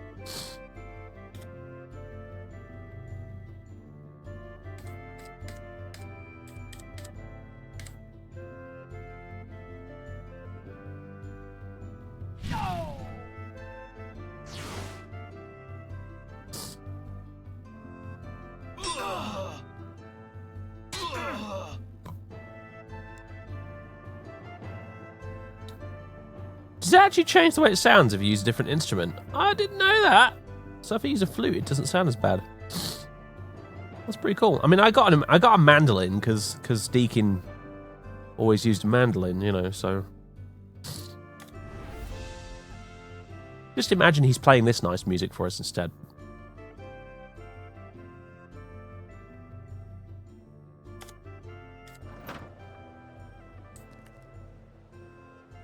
Now then.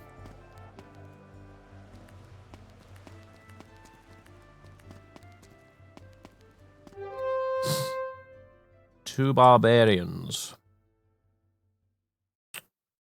I'll waste a ranged attack on you, I think.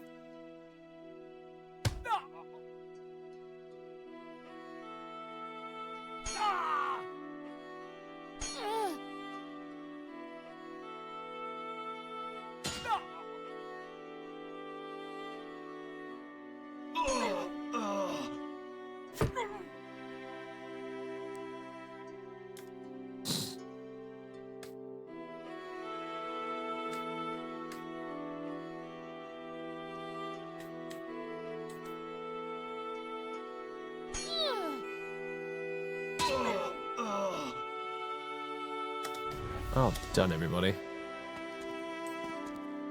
Right, spell list, quick fix.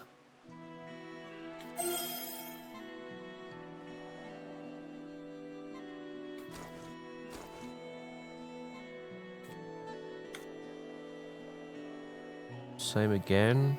Yeah.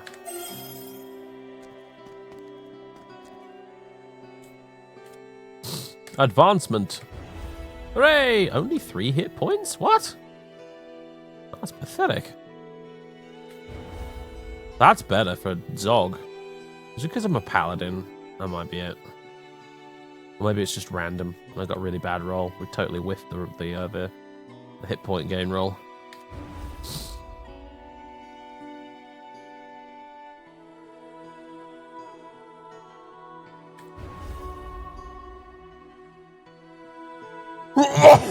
Oh, excuse me. Hello, Mirrors. You're quite welcome. I'm glad someone's enjoying it. Doesn't seem to be a very popular series, sadly.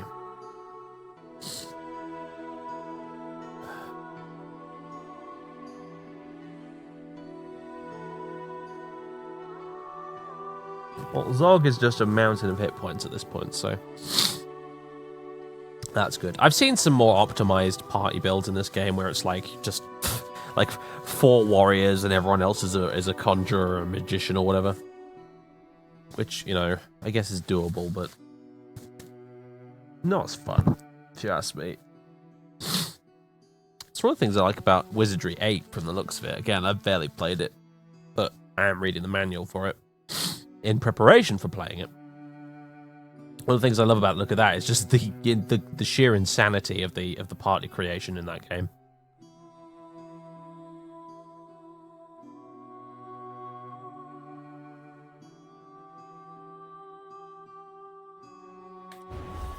Dig in, yay!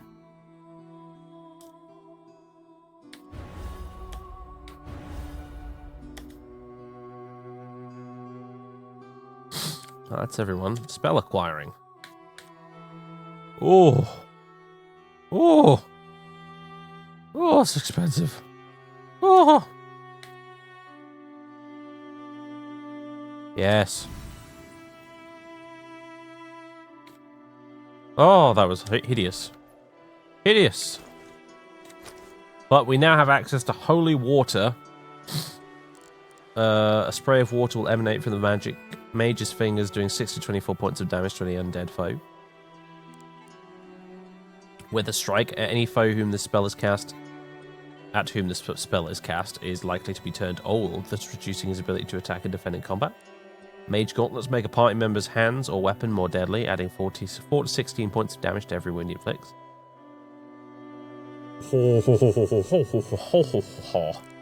That's pretty good. An area enchant. The spell will cause dungeon walls within 30 feet of a stairway to call out if the party is traveling towards it. Hey?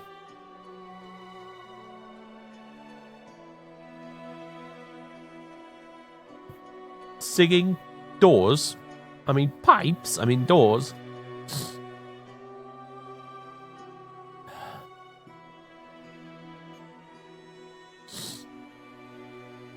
She's going om.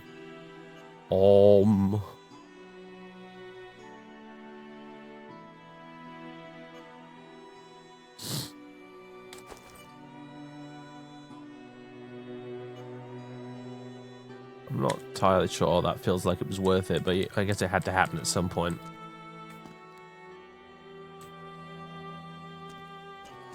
Right.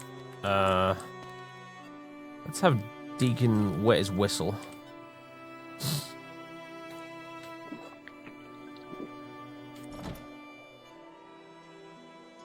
And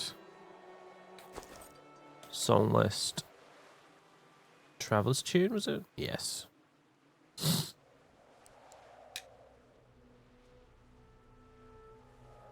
What does it sound like, out of curiosity?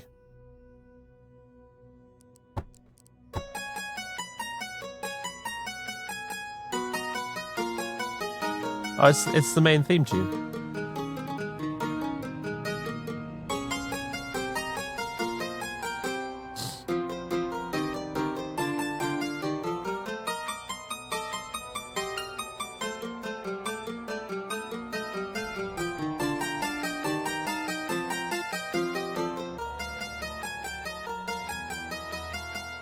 It's quite catchy, isn't it, actually?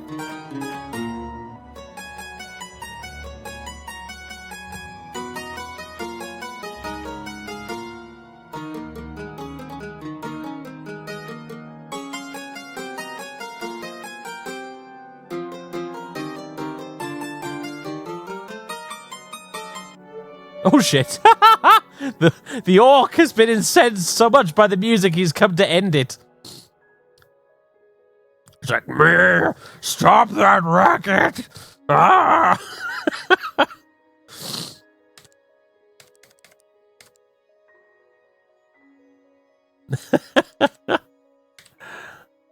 Look at that though, AC0, 1 for Colette. It's pretty good.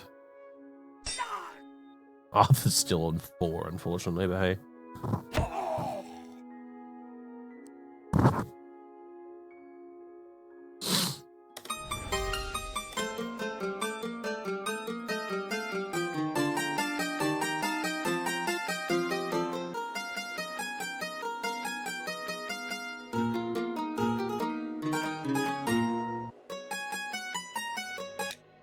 Right. The reimagined version of that song that the main menu plays in this game actually is really good.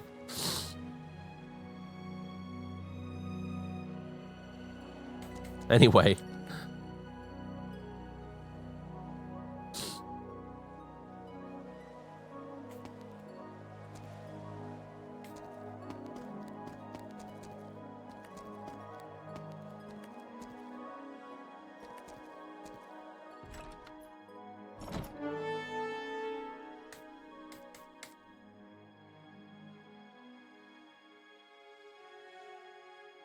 Yeah, attack.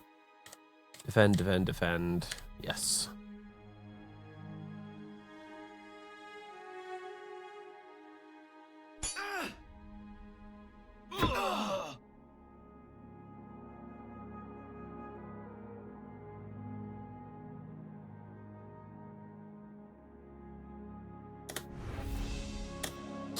Speaking of cats, you know in Wizardry 8 you can play as a cat dude, much like a Khajiit. But get this! You can also play as a dog dude! You can play as a doggo man! And a lizard man, and a dragon man, and an orangutan man. I'm not shitting you at all whatsoever, 100%. Like, these are things that you can do in Wizardry. Trogdor!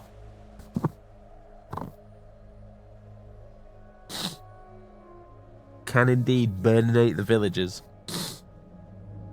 In the thatched roof cottages.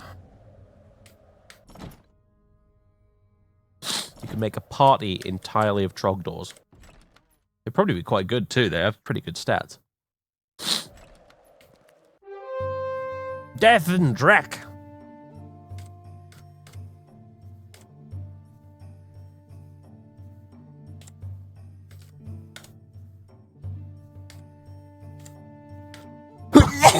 Oh, excuse me. Wizardry is an awesome series. Look forward to seeing you play it. I look forward to playing it, honestly. The more I read the manual for it, the more I'm like, oh, this is good. This is so cool.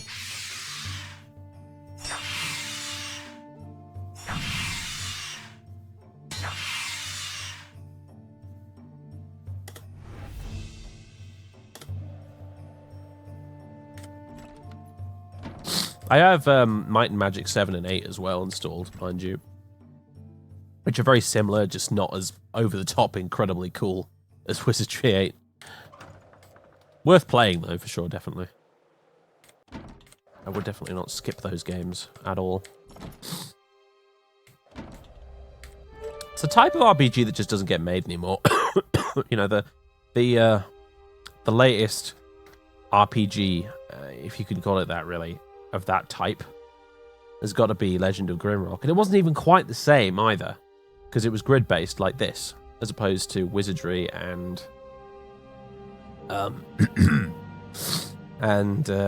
what's it called? I need a drink. Might and Magic, which was free roam. So... Oh yeah, I've played the Heroes of Might and Magic games, but to tell you the truth, I prefer the regular Might and Magic games. Heroes is fun, but I get bored of it after a little while.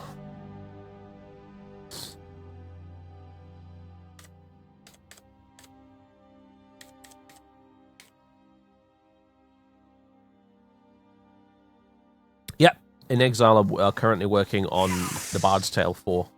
So...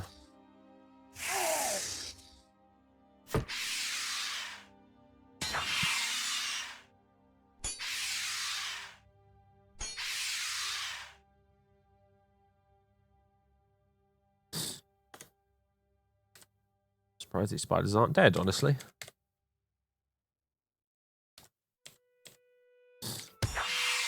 There we go. Well done, Deegan. Arthur really needs healing.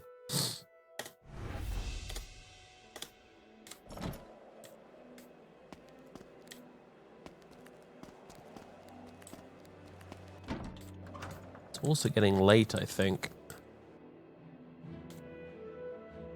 Only those who know the name of the Mad One are welcome. What wilt thou say? You what, mate? Quit thy babbling, the priest says.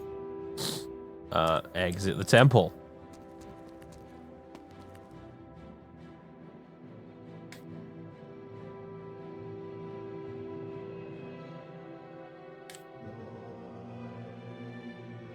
That wasn't cheap.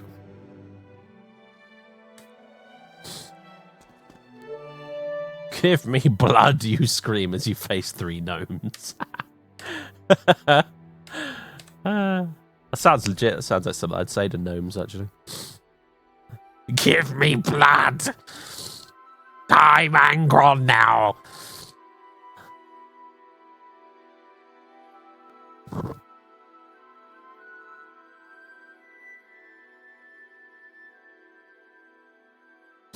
Okay, so...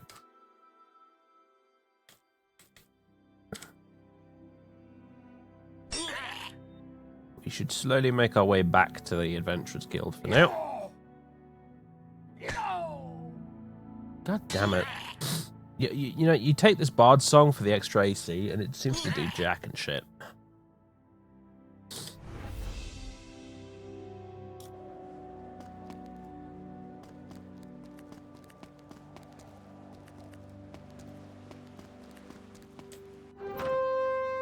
That's not what I meant to do. Fuck it, we'll fight you anyway.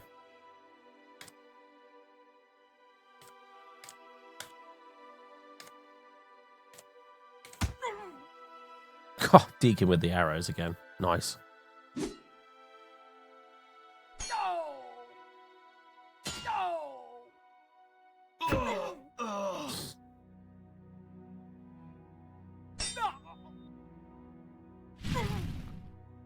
I miss the make a party of your own creation style of RPG.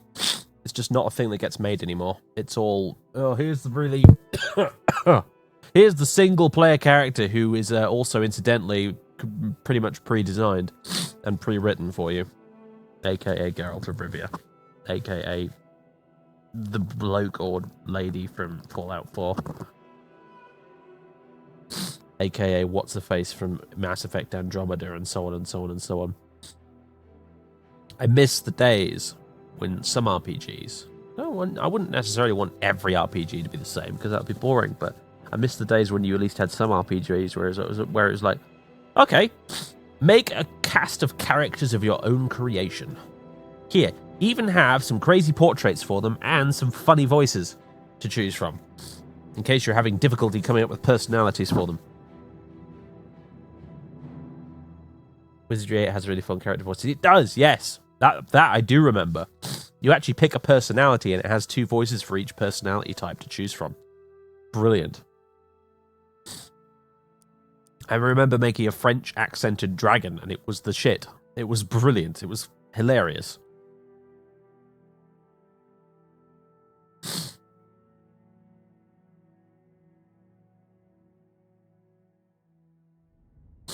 Plus all the classes you have to choose from and all the races you have to choose from. You could just, in unlimited permutations.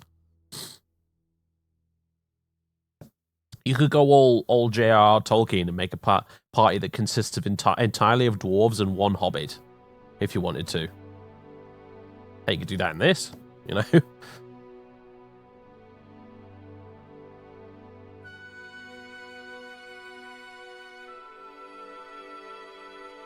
Okay, you actually could do that in this game, couldn't you? You can make 1 human wizard, dwarves, and 1 hobbit.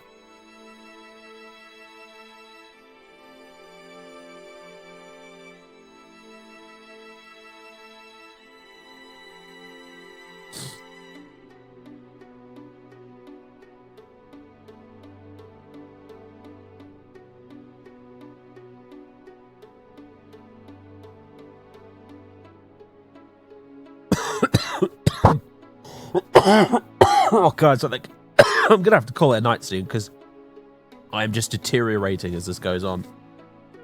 I'm so sorry. I made it nearly to midnight though. We'll get to the Adventurers Guild. We'll kill these barbarians. We'll get to the Adventurers Guild. have a pint and wait for all of this to blow over. I mean, I'll end the stream. So apologies, it was a bit short, but I just can't. I need to get some fucking lemsip and hide under a blanket or something. Probably watch The Princess Bride, actually, since someone reminded me to do that. One barbarian still stands.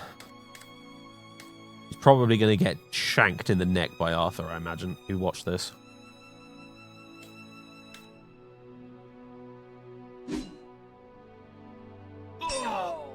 Ah, Humphrey got him there. That surprised me. I did. I thought Arthur would get him.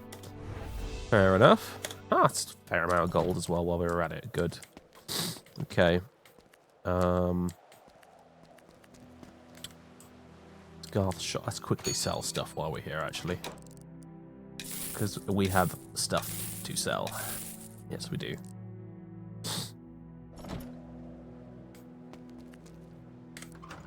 Brilliant.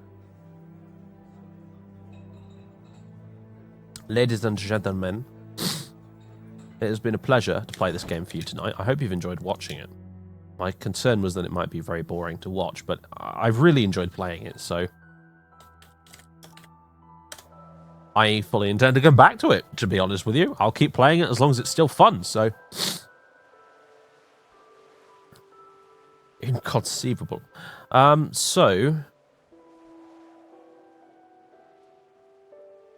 Yeah, I guess we'll play more of this. Next stream will be Monday. And normally I'd think about maybe doing a Saturday stream as well, but not when I'm feeling like this. So next stream will be Monday. And there's a good chance I will simply continue more of this. Additionally, like I said, I do want to get the ball rolling on a Phantom Doctrine playthrough. Because I think you guys will probably quite like that game. I hope, anyway. I like it a lot. As difficult as it is. And, yeah. What else did I get installed recently? Hold on, stand by. Intermission. As I quit the game. Oh, actually, no. Hold on. I'll close this out with the nice Bard's Tale music remastered. In just a second. I got Wing Commander 4 installed again. I did. I'd like to stream that at some point. I don't know if it's even streamable, though. It's going to want to have the test in OBS first. But that would be kind of sweet. If it doesn't work, I might have to do Free Space 2 Colossus instead, because it's like, you know, another really good space game. But Wing Commander I would prefer. If I had to choose a gunpoint, I'd prefer Wing Commander, but they're both brilliant. So, the only thing is, I can't seem to figure out how to get Wing Commander to work with a joystick. I'm perfectly fine playing it with a keyboard. It's just a bit bleh, bit wonky that way. So, but yeah, so things and stuff and what have you. But anyway. I also got Battletech updated as well, because I'm thinking about maybe doing some Battletech at some point too. But anyway,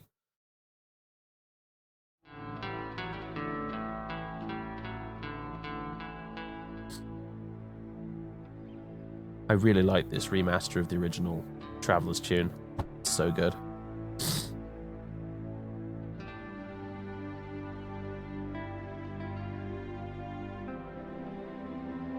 Malcolm McDowell and Mark Hamill. Yes. And dude whose name I can never remember, but he was Biff in Back to the Future, and he steals literally every scene in the game. It's amazing. And John Rhys Davies as well, actually. Lest I forget. Wing Commander 4 has some amazing actors in it.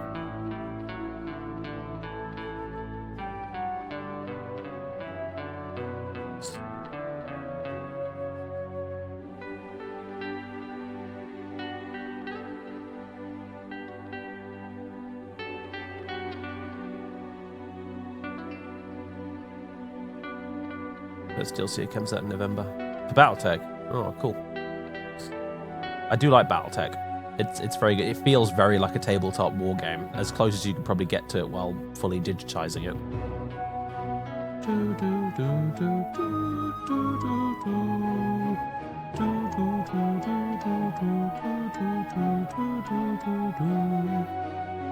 You can hit him in the face.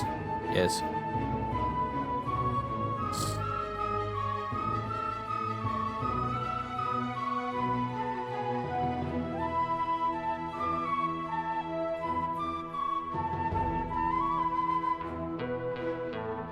Where is music from? It's the main menu music for the Bard's Tale trilogy. It's a remixed, remastered, re-whatevered version of the Traveler's tune. One of the, which is one of the Bard songs from the actual game. It's just really good.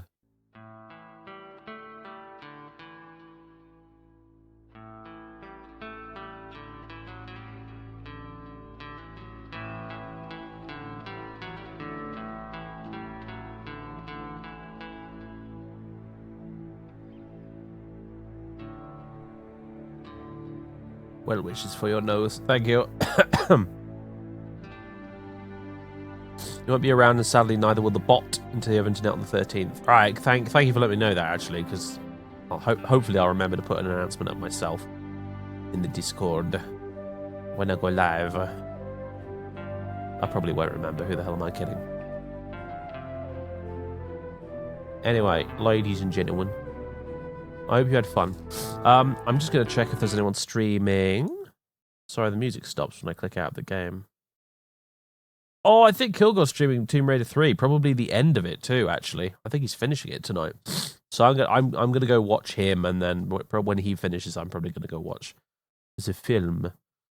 Yeah, I'll give him the raid. He might be about to finish, honestly, but I don't know. We'll see.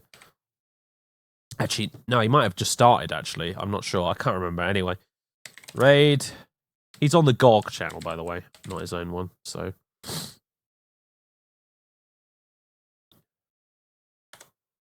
There we go. All right, boys and girls. I'm going over to the GOG channel. I'll be there lurking in the chat, I imagine. So, yeah. Have fun, everybody. I will see you on Monday for... I don't know what yet, but... At the moment, it looks like it might be more Bard's Tale. So, all right, guys, peace. Catch you next time.